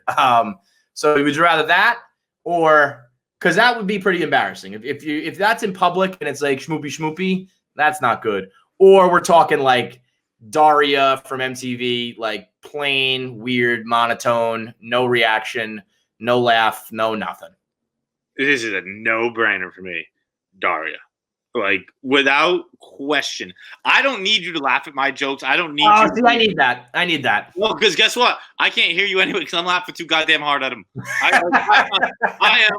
When I tell a funny joke, I'm in hysterics laughing at John Feidelberg. So whether or not you're laughing doesn't matter. There was no. I mean, also I've dated Daria before. It was pretty awesome. Like I dated a girl like Daria. She didn't laugh. She kind of just everything was fucking boom. Totally fine with it. Way better than oh wait, baby. I can't do that. I can't do it like I can do that in can you handle that in private? Yeah. Not really. I mean, the big X factor for me is public. None of it's great. I don't care for the schmoopy stuff. I think everybody does this to an extent, by the way. I think like you have some pet names, you have a little bit of a different tone. You don't say the same thing. I don't think I do. You keep it totally the same? I don't stand for it, Kevin. I don't stand for baby voice and stuff. I'm not saying baby voice, but like if I'm hanging out with like you and YP, and I'll be like, "Yeah, what's up, you fat fucking dick? What are you doing? Like, why don't you take your fucking balls out? Let me see that ass." I'm like a total idiot with the guys where I won't do that. It's more like maybe my vocabulary or like stuff like that will change. I don't really change my voice, but I think you're different. You don't realize it. No, you don't change. I'm not like absolutely not. There's no chance. Yeah. There is, but like I never code switch, if you will. I'm never like, okay, time to start talking like it. And I don't allow it. I don't allow the code switching to happen to me either. If you start a code switch, I'm like, I didn't fall in love with baby you. I love fucking regular you. Be regular you. Yeah. In fact, I have a line that I always say, and many times it's gotten me hit. But anytime someone like starts acting like that, or even like they're overly needy, I'm always just like you're an adult, be a big girl. And you are a brave soul. And holy shit, never gonna stop. It's like it's known. It's like, if I tell, and it's honestly it's great because people are like, I know if I go to John, I know what John's gonna say if I bring this to him, if I bring this issue. But yeah, you find a parking spot. You're an adult. Be a big girl. Find yourself. The parking one's the worst one in the whole world to me. I hate it. Where should I park? I don't know. Fucking find a parking spot. I cannot stand that. I don't care. Whatever. You want to do voices? Fine. You want to whatever. You're not capable of any. It's like you have a fucking job. You graduated school. You were alone for you were single for many years before you met me. Like, what did you do for dinner? What did you do when the delivery man called up and canceled and you didn't have you figured that out. You found a parking spot. You just figured things out with your boss. Why is it now all of a sudden I have to do everything? I hate that. You're an adult. Be a big girl. But you really are so good about. You've always you've done that from fucking day one. Anybody you've ever been with, and yes, you have been physically assaulted many times, but also. When it finally works, I'll make that trade every fucking time, Kevin. Yeah, I'll take an occasional thwack. See, that's what you're good at too. I am so much. If I can put this off, I will. If I can put it off till tomorrow, great. If I can put it off till next week, amazing. If I can put it off till one more hour, fine. And it's just not right. It's just not the right mentality because you will end up having to coddle and talk and fix forever if you give them an inch, they take a fucking mile. There's a scene in the classic television program New Girl. Actually, it's not a scene; it's a whole episode, and it's about girl fights versus guy fights. Mm-hmm. And in it, the girls are like kind of like bitchy and stewing and all that, and the guys just whack each other in the nuts, and they're like, "We good?" And it's like, "We good." And when I go, you're an adult, be a big girl. It's like, stop being a dick. Bam. I'll go, we good? We're both good. Right. All right. I called you a baby. You called me a dick. Now why don't you find your parking spot? Yeah. Speaking of, did you see that tweet from Ellie over the weekend? I don't know. The difference between men and women is. Oh yes, Kevin. I saw and I disagreed. Staggering. This tweet, and they put it on the chick's Instagram, so you know that it was getting engagement. They were like, "Oh, we're gonna double down on this." Ellie said, "Sometimes women are dicks, but if we are, I mean, I can't even say this without laughing. This is the most incorrect fucking statement of all time.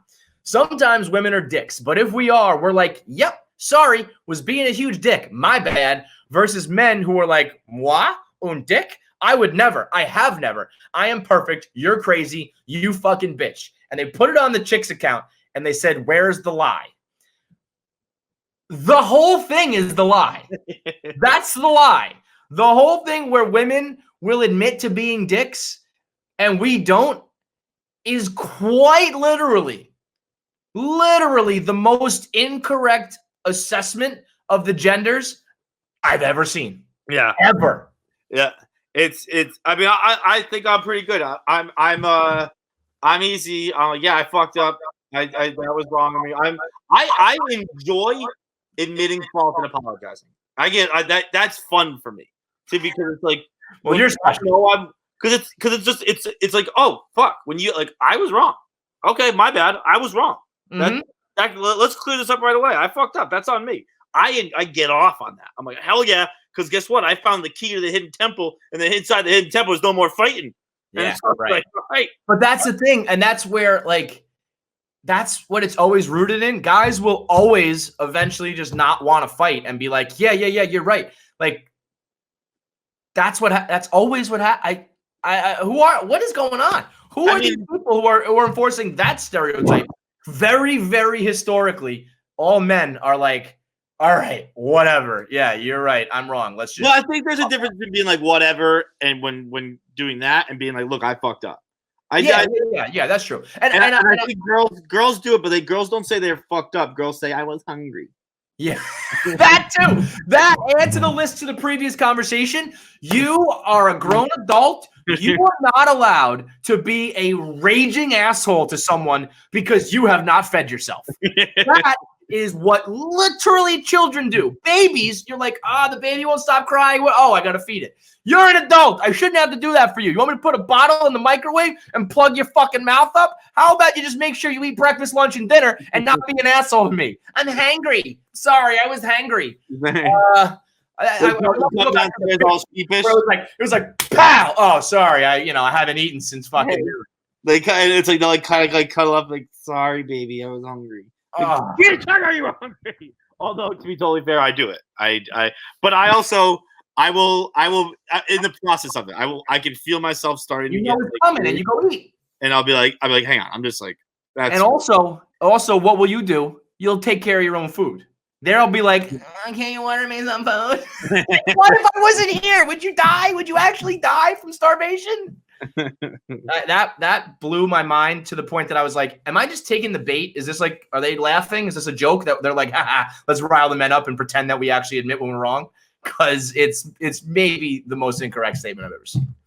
Back to the voicemails. What's up, boys? Got a little hypothetical for you. So this morning I woke up, sat up, had a big stretch like normal, and then right at the end of the stretch I sneezed, and that got me thinking, if you could pair two feelings together and have that feeling on command whenever you want, what two feelings would you pick? So I was thinking like an orgasm maybe with a sneeze, or an orgasm with a stretch, or something along those lines. Just wanted to get you guys' thoughts. All right, Viva. Well, I think the number one draft pick is going to have to be coming, right? Sure, but it's like I'll take a good stretch over a cum. Good stretch lasts way longer. Good cum is like a cum is like a Hershey Kiss, whereas a nice stretch like a Snickers bar. What are you talking about? Like your back, your leg? Yeah, like right now, I'm just doing it right now. This is so good. This is like already like 6 orgasms I've had. Making me yawn. Right? Like, I mean, I get it. This is so much better than comment. This oh man, I'm on. This is a king size Snickers bar right now. This feels amazing. This might never stop. This is a stretch is so much better. So stretch, fucking. All right, so listen, it's your own fucking answer. If you don't want to come anymore, you weirdo. You don't have to come. You can I didn't say I don't want to do anymore. I just said like. I know, but you got to pick two. So are you leaving out coming or what? Well, it's not even like I don't lose all other things. It's just two at the same time. Okay, you're right. It's not just the only two things I can ever feel again. Maybe a nice stretch and a good poop.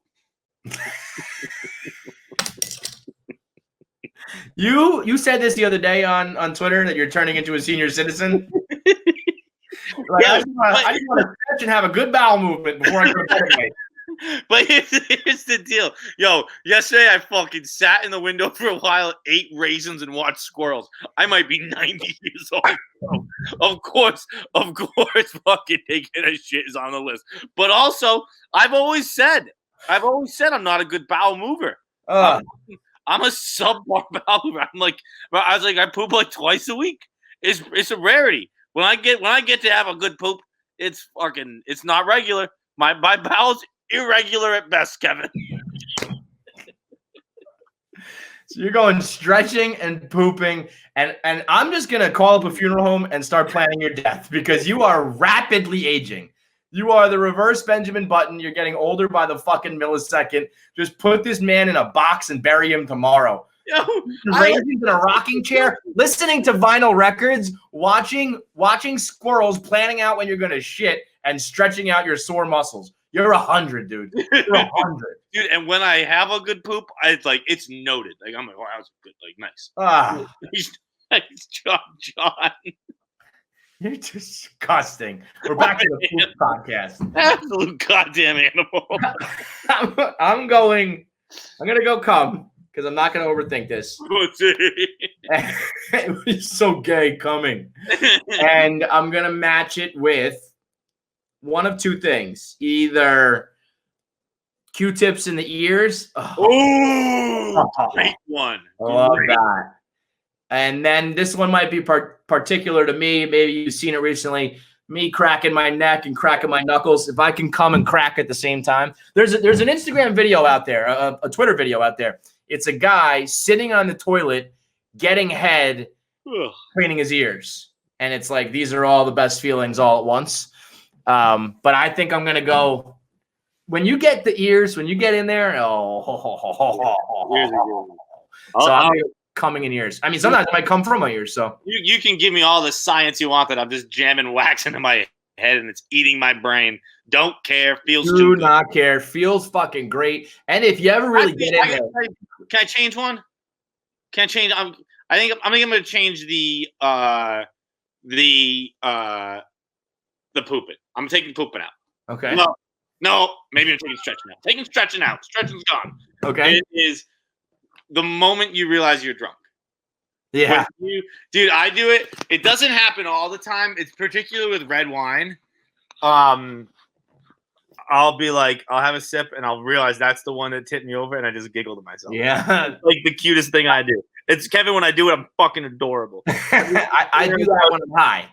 Not as much drunk. I'll be in bed and I'm smoking to go to bed and I'll be like, this is not working. Oh, there it is. Yeah, there it is. Yeah. Let's go. I get a big smile. I'm just like, did it again. Yeah. Turns out drinking this alcohol is gonna get me drunk. Well, you know what? Sometimes it doesn't. Those nights where it just doesn't work. It's like, what the fuck is this about? Now I gotta pee and I'm gonna have a hangover, but it doesn't even feel good. What the fuck is this about? Yesterday was one. I wasn't drunk until I was drunk, but I had like 3 vodka gimlets. Again, I'm old as shit. I was having just slamming vodka gimmies, and like then I went on to red wine, and eventually when I made the switch to the whiskey, I brought in the heavy artillery, took care of business. You're an idiot. Oh, and by the way, I'm assuming these are all feelings that you have to do to yourself, because if it's other people, if I can get the feeling of a head scratch in there, I mean, that's number one over everything. Oh, I just made my nipples hard. Yeah, buddy. I mean, if you scratch my head, you don't even have to fuck me. Seriously. Yeah, that's number one on the list. All right, last voicemail before we get into it with Hank Azaria. It's brought to you by Free Fly. Free Fly. I got a new shirt from Free Fly. It's like a Henley button up. I mean, the bamboo shirts are fucking heavenly. I want all my shit made out of bamboo now. Forget about cotton, fuck polyester. I might even be off the micro-modal. I might be strictly onto bamboo now. I don't understand what it means. I don't understand how it works, but bamboo is somehow the softest shit in the world. It's high performance too. If you like to be outdoors, if you want to go fishing, if you want to do that YP shit, you can rock the Free Fly. If you're like me and you're just hanging out on the couch, you can rock the Free Fly. It's actually kind of nice too. Like you can, it's not like dress up shit, but like I said, it had like a couple buttons, a nice collar on it. So it was like you could wear it and kind of be fashionable and stylish too. They've got boxers. They've got the hat. I think I got the hat right here. Yep. Here's the hat. This hat is like, it's like all this kind of like performance material kind of that is like comfortable. It's like, yeah, that hat looks good on you. Yeah, it's nice, right? Actually, this is a great hat for me because it fits because I got a tiny pinhead and usually the hat looks all big, but this one fits me. Fuck yeah.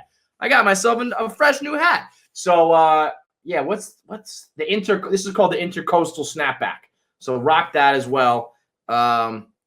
Nylon for sure, fire. So all their shit's comfortable.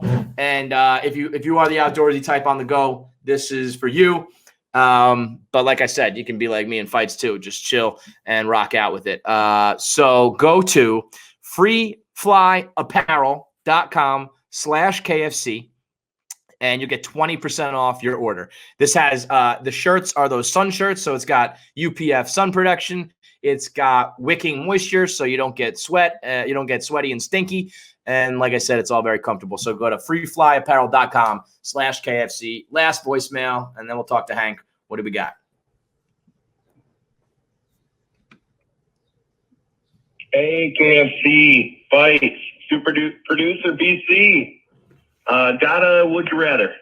I live in northern Michigan right now, and a couple days ago it was 60 degrees and sunny and outside in shorts and t-shirt.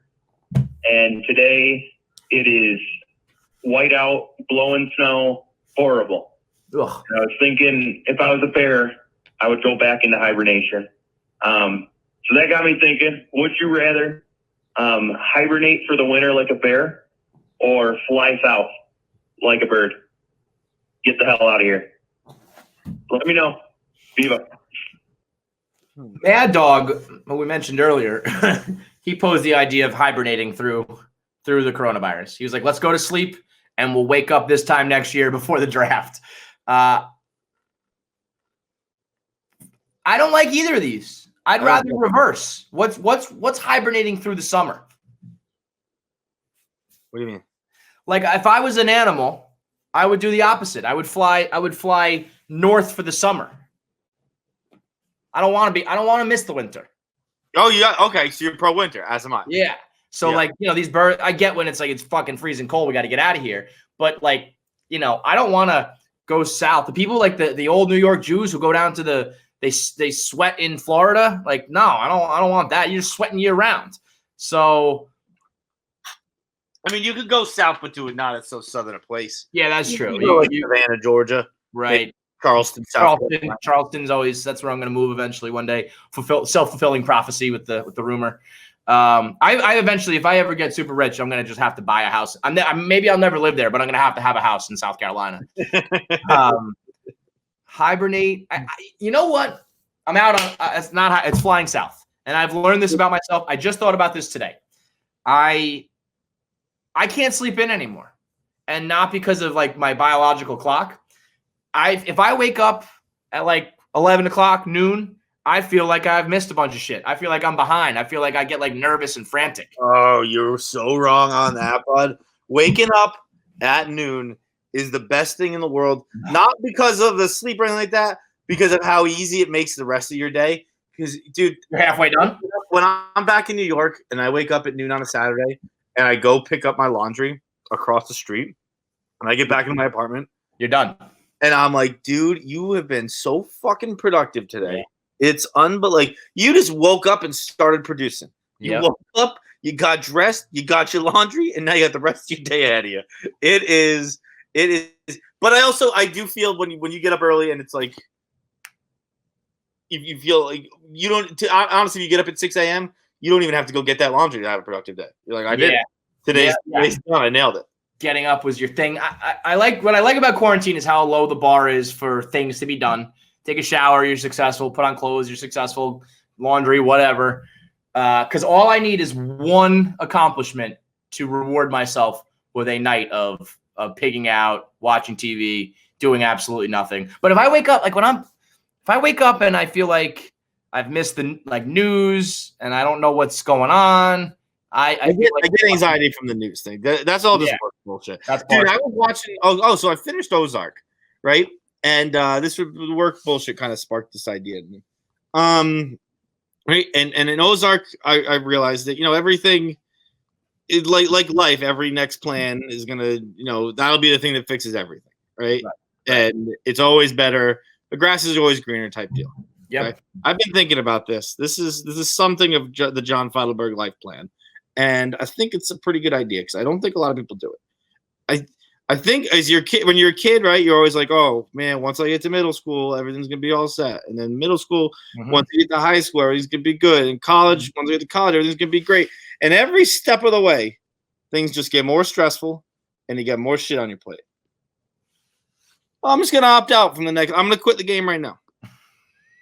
I'm done progressing. Are you? Is this your suicide note? What's going on here? No, but I think you could just I'll be like, okay, oh, this stage of my life is the stage you're supposed to make this next move, and that makes everything easier and makes more sense.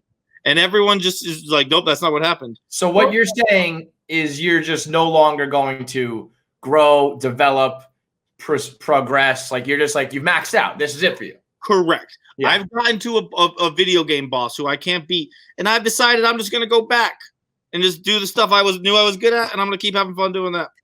I'm with you on this because I've been feeling this way, because if sometimes I feel like we don't ever appreciate what we've done with KFC Radio because we're always like, what's next? Let's go on the road. Let's make this new thing, this new game, this new clothes. Let's keep going with the pot.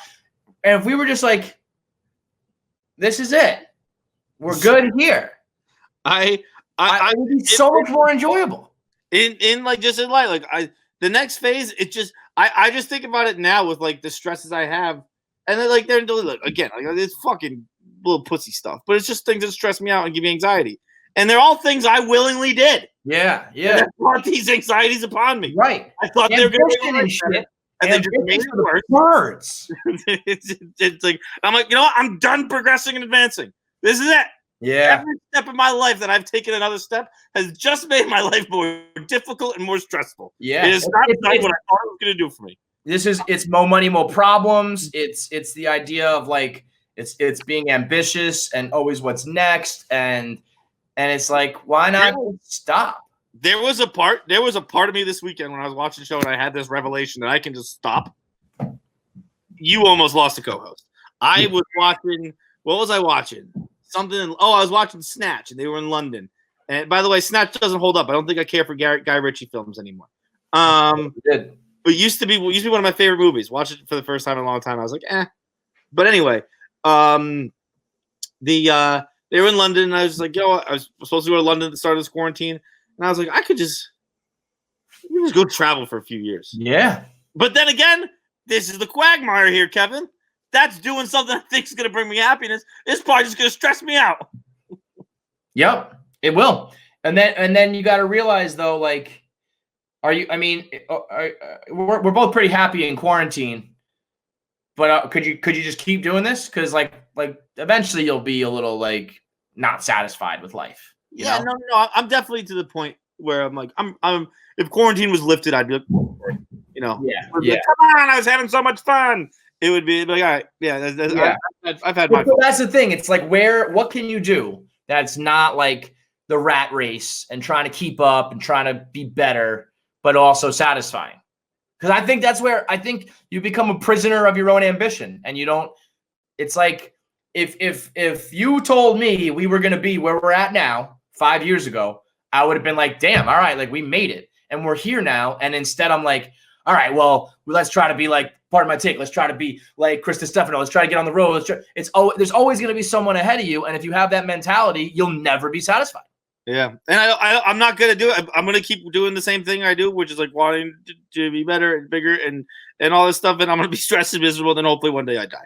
Yeah, well, I think that I'll be one of those people who works till they're dead. I don't think I could do retirement because that's true. I have learned that in quarantine, where like the Saturdays and Sundays I can't do nothing. I'm like we're texting about work stuff or like I'm fucking exercising. I still have not ridden a bike, just to be clear. I've been doing Peloton, so I've ridden a bike, but not on the street. Right. That being blessed with a little bit of ambition, but not too much, I think is incredible. I think the ability to like stop and smell the roses or whatever the fuck you want to call it, I think leads to wild amounts of happiness. Wild amounts. That's the key to life. I like someone to tell me. What? Someone who's experienced it, let me know. Yeah, for real. Sound off in the comments. I think I'm high today. I don't know what's going on. Let's get into it with our boy Hank Azaria. He is he's Jim Brockmire. He's the voice of like everybody on The Simpsons. He's a good friend of ours now. You know how I'm always skeptical of our guests and whether they like us? Hank Azaria likes us. That felt like there's a couple buddies shooting the shit, talking about it. So let's talk about season 4 of Brockmire and everything else with Hank Azaria. What's going on? How you guys doing? We're doing great. Well, relatively speaking, of course. Are you enjoying your global pandemic experience? Honestly, the quarantine is not a problem for us. We're good at this, so we can handle it. How about you? Yeah, you just live in that little box anyway, don't you? Pretty much. Yeah. This is my existence. What a nice way to say you're lazy assholes. But yeah, just live in this box. I'm I could of course have done without this whole thing. Sure. I don't know anybody who's like psyched about it. It'd be weird to find that human being. Yeah. It feels like they're like, I feel alive for the first time in this global pandemic. Hey, nice to meet you. I'm Oh yeah, is that pretty well? In a weird way, like I've spent so much time of my life on location, just like in remote spots, with absolutely nothing to do, and where like I'm in wherever part of the world for 4 months. I'm only shooting though like 1 day a week, so the rest of the time I'm just kind of puttering around, figuring everything out. So I'm like, why does this all feel familiar to me? I'm like, oh, it's like I'm on location. Just doing it in your own meeting room. What's the on location like? I remember reading an article of interview with her name's escaping now, Princess Leia. Carrie Fisher, where she talked about how she used to go to on location shoots, even though she wasn't even in those scenes anymore, and she would go just to party. It's not like that anymore, I imagine. Well, that's more about the life of a drug addict than the life of an actor or anybody else. Yeah, it wasn't Gary style. Yeah, that's more about where the party at, where the Bacardi at. Well, we thank you for coming back, Hank Azaria, back on KFC Radio, promoting the final season of Brockmire. What a ride it has been. We have been on this show since day one, and to see it grow and change, and now to see it all wrapping up, what a pretty cool experience, huh? Yeah, thank you. First of all, you guys have been very excellent friends of the show, so thank you. It's easy. It's easy to be friends with. Like, it's not like the show is a terrible person who you stay friends with through thick and thin. You're always there for. It's a great friend to have. Well, thank you. But the show, the only if there's a downside to this experience for me, which there really hasn't been, it's that just not enough people saw it. It's just been we're like a cult hit, which means you're a great show that nobody watches. It's the cult term is a polite way to to a good spin zone, but nobody watches the show. But that's more. Go, please. I beg your audience, because most of them probably haven't seen it. Go on Hulu. You can see seasons. Well, so that's the thing. I was going to ask you if you've seen a change or a bump at all in the Hulu after release on Hulu, because I know that happens with Netflix a lot too. It's like some people think it's new and that is happening for the first time, and I feel like you get some new eyeballs. Has there been any change? I haven't gotten those numbers yet. I don't know, but that's what we're kind of hoping for. And this is if there's a silver lining of this pandemic for me, is that, well, more people are home. Maybe they'll have nothing to do. Maybe they'll watch Brockmire now. Yeah, I mean, really, if you please, folks who haven't seen it, if you haven't seen it, just watch the first 5 minutes of episode 1, season 1. If you don't laugh out loud, you can stop watching. Yeah, they're only 8 per season. They're all 22 minutes long. That's like one COVID afternoon. Come on, now. You really can do. You can do a season in an evening, and that I would argue. Trying to think like off the top of my head if there's anything that even compares.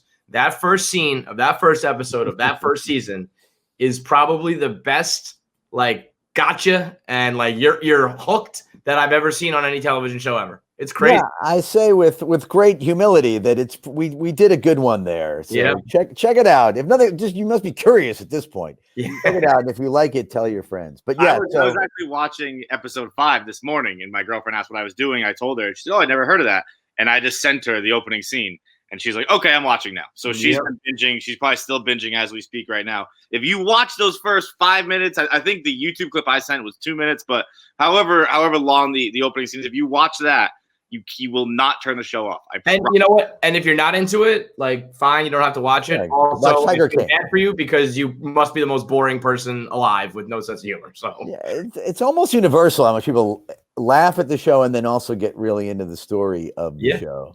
Well, this season particularly, and I don't think we really spoke during season 3, which, you know, had big time stars and the plots, you know, seriously advanced. But this season being set in the future, commissioner of baseball, Brockmire is now sober. I mean, a lot of changes go down in this season. Was there a feeling of like, we got to get it all in now and let's do everything we kind of had, or was that always the plan? It was always the plan to basically end the story the way we did. It was planned to be a 4-season, 8 episodes per season story arc. And Joel Church Cooper, our head writer, though, last year got the idea of fast forwarding that 10, 15 years in the future. So in other words, we always had the story idea in mind, but the idea of doing this little kind of sci-fi predictive, like what's life going to be like in 15 years, almost Black Mirror homage was a new idea. Every year, Joel likes to switch it up. That's one of the cool things about the show is we figure out this great season, which is hard to do. Then I want to stay with that. I'm like, we figured out how to be funny and smart. Let's not mess with that. He's like, no, we got to switch it up. And every year the guy pulls it out of the hat. Like he doesn't rely on what we relied on the season before. Was there a concern at all about, like you said, you know, I think Brockmire being a booze bag drug addict was pretty funny for a lot of people. And then to pull the sobriety stuff was there like a worry about that? That's a pretty big I worried about it. Yeah. I was like, this is not, the character's funny because he's wasted all the time, you know. Right. And then even when we season 3, which we, you know, I was sure it was our least funny, least good season because I felt much more boring shooting. I'm like, I'm the sober guy now. That's not fun, you know? So for me, it was a little more tedious, but it was every year our reviews have gotten like better and better. Like every year people think this season's the best one. So it was our best reviewed season up to that point until season 4. I don't know if you've seen Alan Sepinwall, who's kind of my TV guy. He's the editor of Rolling Stone's television. I know Alan. I know he is very well. Yes. This is his first season he's ever given at Rolling Stone 5 stars. Believe me, I know. I was shocked by that. He was at the Television Critics Association thing in LA as we were introducing season 1 of the show. So nobody had seen it except critics. And he interviewed us and he was looking at me like I was crazy. He was like, what is this show? How did you guys figure this out? Like, where did it come from? What he was like, it took me 10 minutes to realize like this guy really loves this show. Cause he was like the first person I spoke to. I had no idea what the response to this thing would be. And I'm like, Alan Sepinwall really likes this for whatever it's worth. We must've done something right here. Yeah. He's, as far as I think like my, you know, demo is concerned, if you're on the internet and you're into blogs and social media, you know, he is like the go-to guy. So 5 stars from him is you know, that's about as good of a cosign as you can get as far as my generation is concerned. It's so weird. If you guys ask me, like, because making this show was a big deal for me. I love it. It took me years to get it made. It took me years. It's like the 4th show I've tried to make. They've all sucked before this. So I was so happy to make a good one. If you told me that we'd make a show this good and this funny, and we'd have a hard time getting people to watch it, I would have said, I don't think that's possible.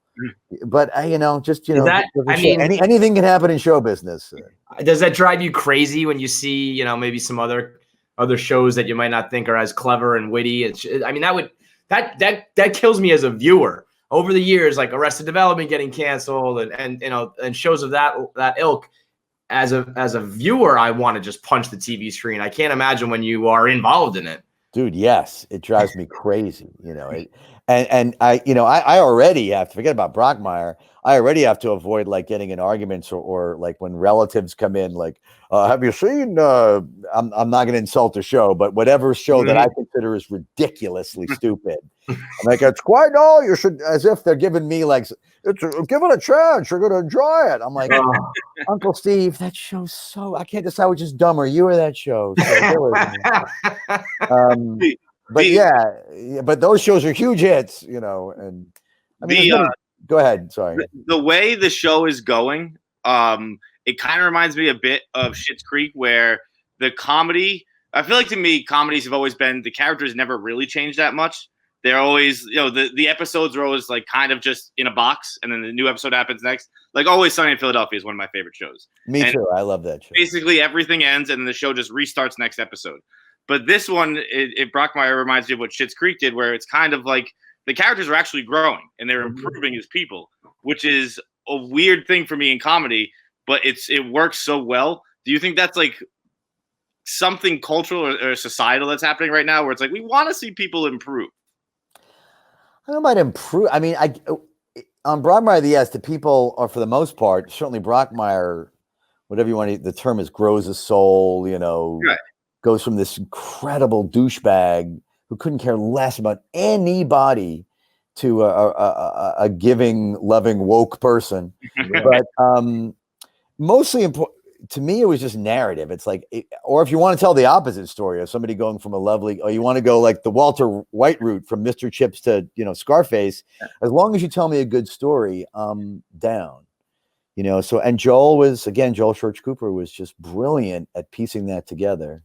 Was there any shock on your end, like when just episode 1 of this season, with all like the pandemic talk and the outbreak on that one scene for what's supposed to be Good Morning America?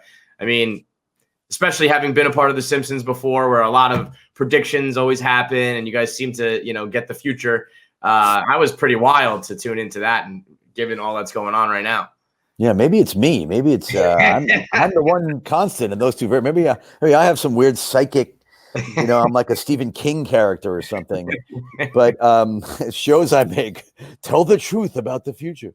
But no, that's a weird journey with that, because like again, Joel, he wants these big swings every year. I'm like, oh, dude, let's not mess with it that much. Come on, we only made 8 of last season. It's hard enough to figure out a formula that works. But he's like, no, I got it, and I fought it 3 or 4 times. Like it took him like 3 or 4 conversations to convince me to like tell this dystopian future story while we're wrapping up the 4th season of Brockmire. That's crazy to me that there's that. Was it ever like a fight or an argument? Like, because it seems like something you'd have. No, because I don't, as much as we have, because I've learned to trust him. Like, this guy's a great writer, not a good writer, a great writer. So I let him follow his muse. I don't interfere.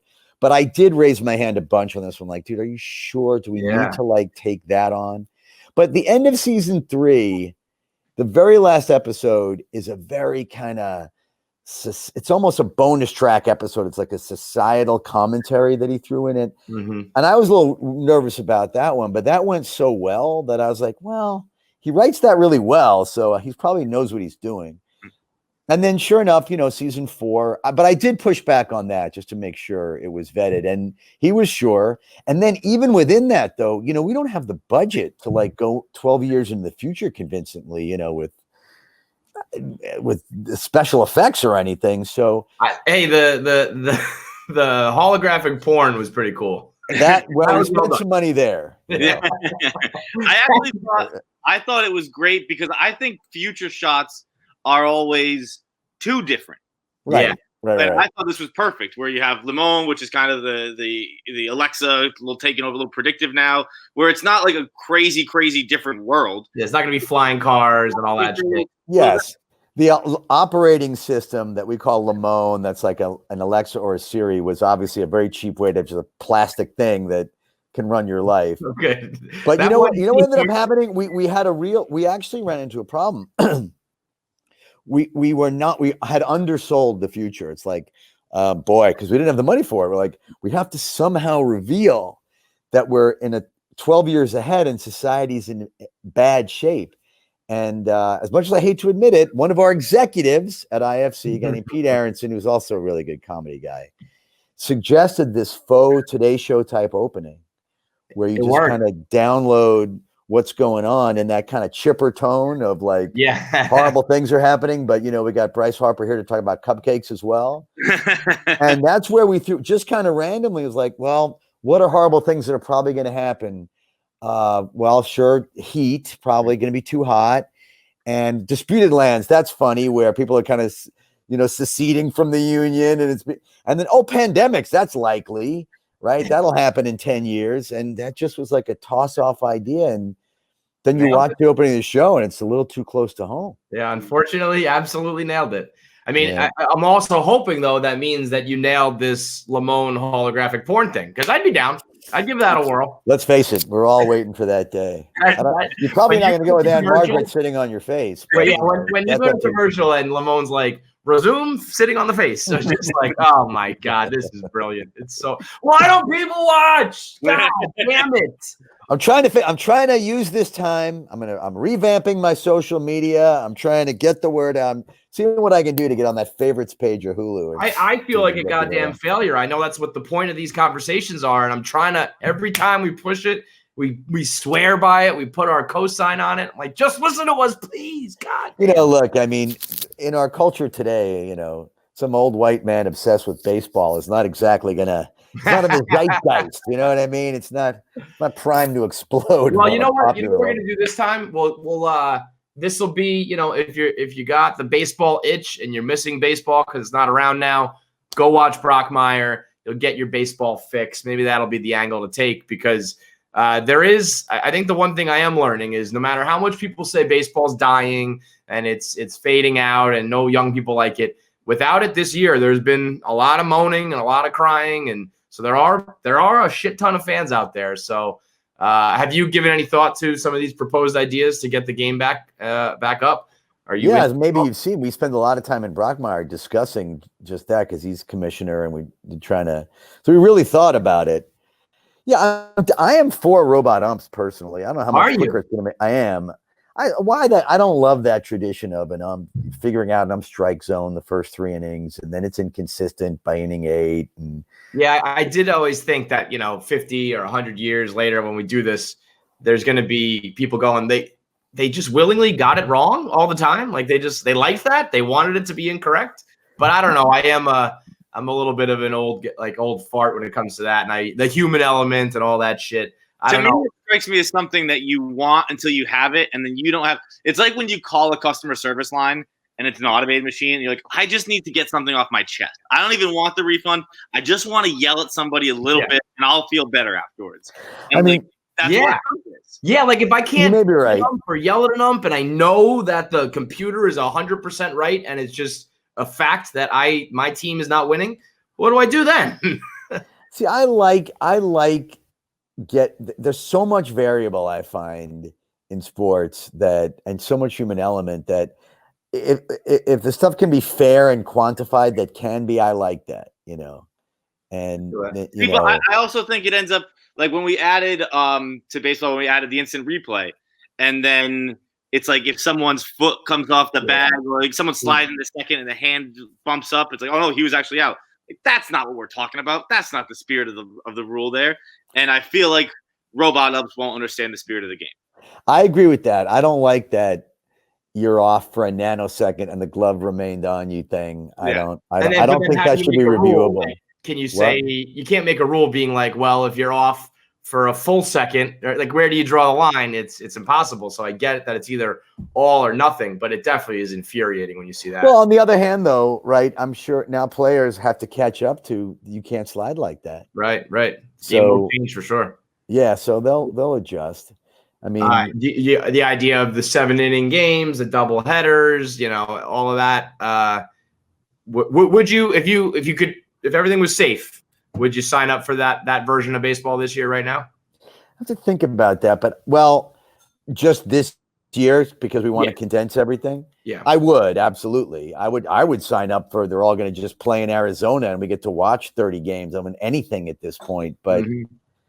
I'm not against. I wouldn't be against even ongoing the 7-inning thing and streamlining the game. You know why? Because I feel like post steroids, all the records have sort of gone to shit anyway. True. And it's like, let's just call that the old era of baseball, and let's just start a new one and make it more, young people friendly, viewer friendly, and I mean, when I go watch my buddies play softball, I'm pretty grateful it's just a 7-inning game.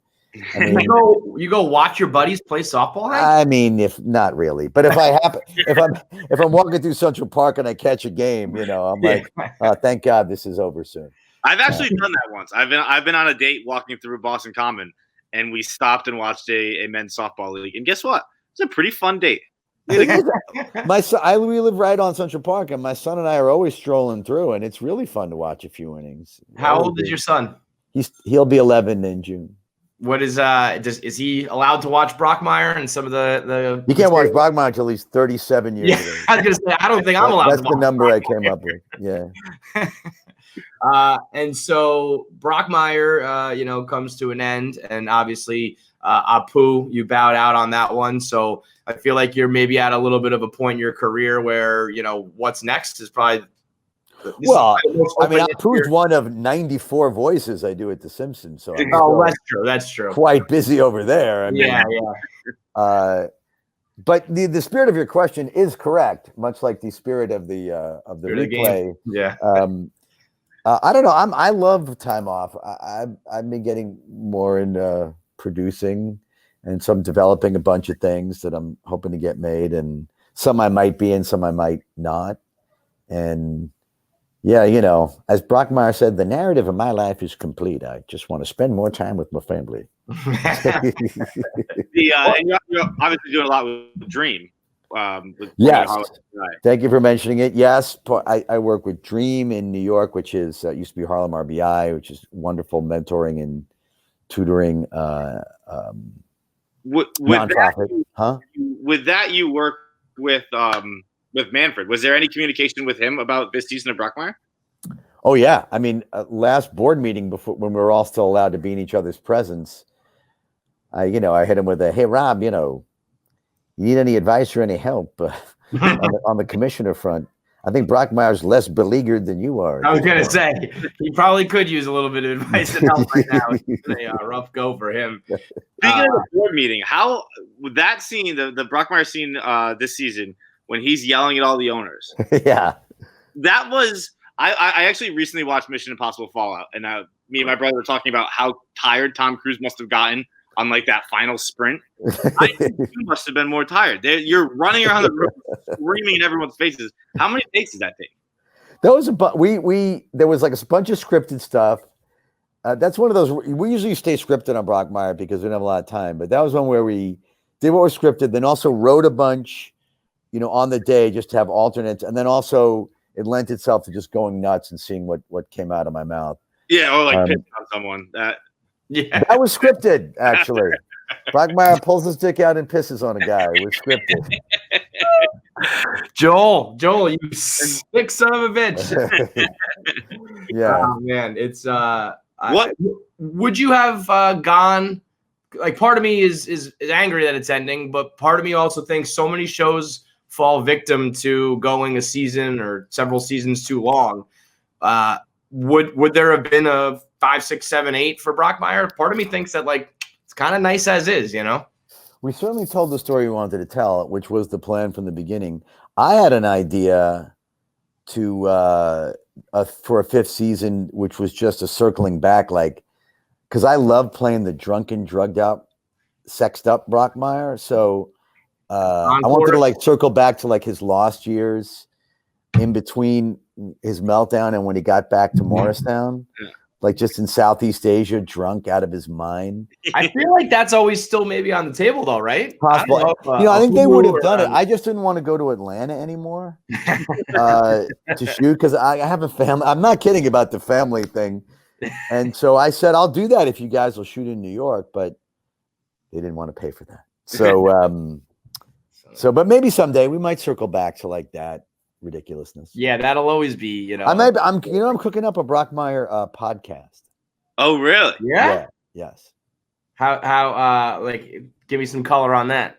We're just still talking about it. We're having a creative call. Let me check the schedule. I think we're having a creative call about it today, in fact.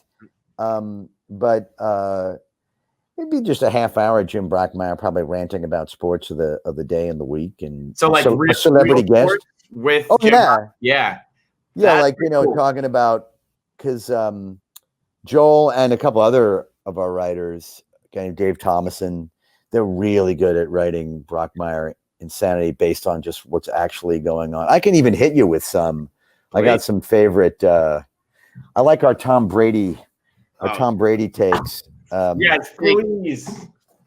It would be stuff like this. Here, wait. Let me pull it up here. Okay. So Tom Brady in Tampa Bay. I really believe that this is the year that the Buccaneers are coming back. Not the football team, though, fellas. The actual profession of Buccaneer. I think the economy is approaching a point where being a pirate is a very realistic career choice for many people. And at this point in time, other than that, I don't understand Brady's decision. I don't know if Florida is the place you want to be when society collapses. Because people were eating each other's faces down there when the restaurants were open. So stuff like that. Brockmire takes like that.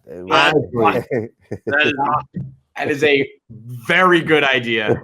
Very funny idea. There's always, I mean, so much that you can tackle with that. Yeah, there's always sports to talk about, and then have a guest on. For right now. Well, yes, but even now, you can talk about Brady going to Florida. Have you noticed anything different with? Do you often have like creative calls on Zooms or meetings like that? I feel like that's something you usually like to be in the room with.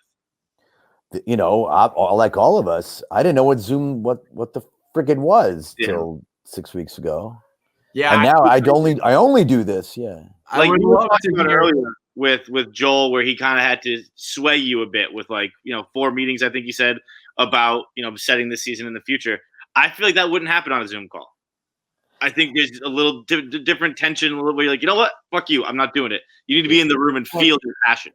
Honestly, the spirit of that is correct. If that were season 1, when we were all nervous about what was going to work, it probably would have been right. At this point, it was more of a friendly, like, are you sure? Mm-hmm. Like, all right. I just trust him. I know that past a certain point, if he wants to do it, I'm sure it'll come out fine. So, it's tougher to have real personal disagreements through the Zoom. Have you not noticed that? You guys probably had some of your own, right? Well, so we've been doing for the longest time, we were all in different cities, and so we did a lot of, it was Skype at the time instead of Zoom, right? And I always found that things were way more contentious because you'll say things over the computer that you might not say to someone's face. So when we started arguing, things would get personal and nasty real quick because then you just close the laptop and that's it. I don't have to see you. Right. So when we all moved to New York and got together, I think things kind of toned down a little bit. And now that we're resuming the virtual stuff, it's like, fuck you, fuck that. Everyone. Oh, really? Oh yeah. We're horrible to each other over the computer. That's see, my generation, we were just polite all the time. We didn't, I don't have a text persona versus my Zoom persona versus my Instagram persona. We actually, do you think that the people at Zoom are secretly like, this is pretty great? Like you mentioned the finding the one person who's into all this. I bet you the Zoom people are like throwing parties over the course. Zoom, Purell, there's a few folks, right? Just picked it up. Yeah. Yep. Who are pretty psyched. And Zoom got themselves in trouble with their lack of security. I guess they've shored that up a little bit. Yeah. Well, nobody else has a choice. So even if they didn't, who knows? Listen, it's been an awesome ride. I do hope that there's more Brockmire in the form of the podcast or the lost years, because he is a unbelievable character. Where would you rank him out of all your voices and characters? I think he's pretty high at the top, but where would you put him? He's my personal favorite. Is he? People might say like my character from the Birdcage might top it because it stood the test of time. I guess that was like 25 years ago at this point. Yeah. And it's hard to argue with how iconic the Simpsons characters are, like Moe and Chief Wiggum. I don't do Apu anymore, but I'm sure somebody will continue to do Apu someday. And so they could pick up that mantle. But yeah, say Simpsons voices collectively might challenge it. But I love Brockmire. It's really close to my heart. I think he's number one. Yeah. I agree. Well, I agree. I hope for more to come, and we appreciate all the time you've given us over the years to promote him. And I wish we could have done a better job. Maybe we can knock it out of the park this season for you, because people deserve to see it. And thanks so much for the time. Yeah, it's your guys' fault. I'm going to blame you guys. They yank. Thanks a lot, guys. Take care.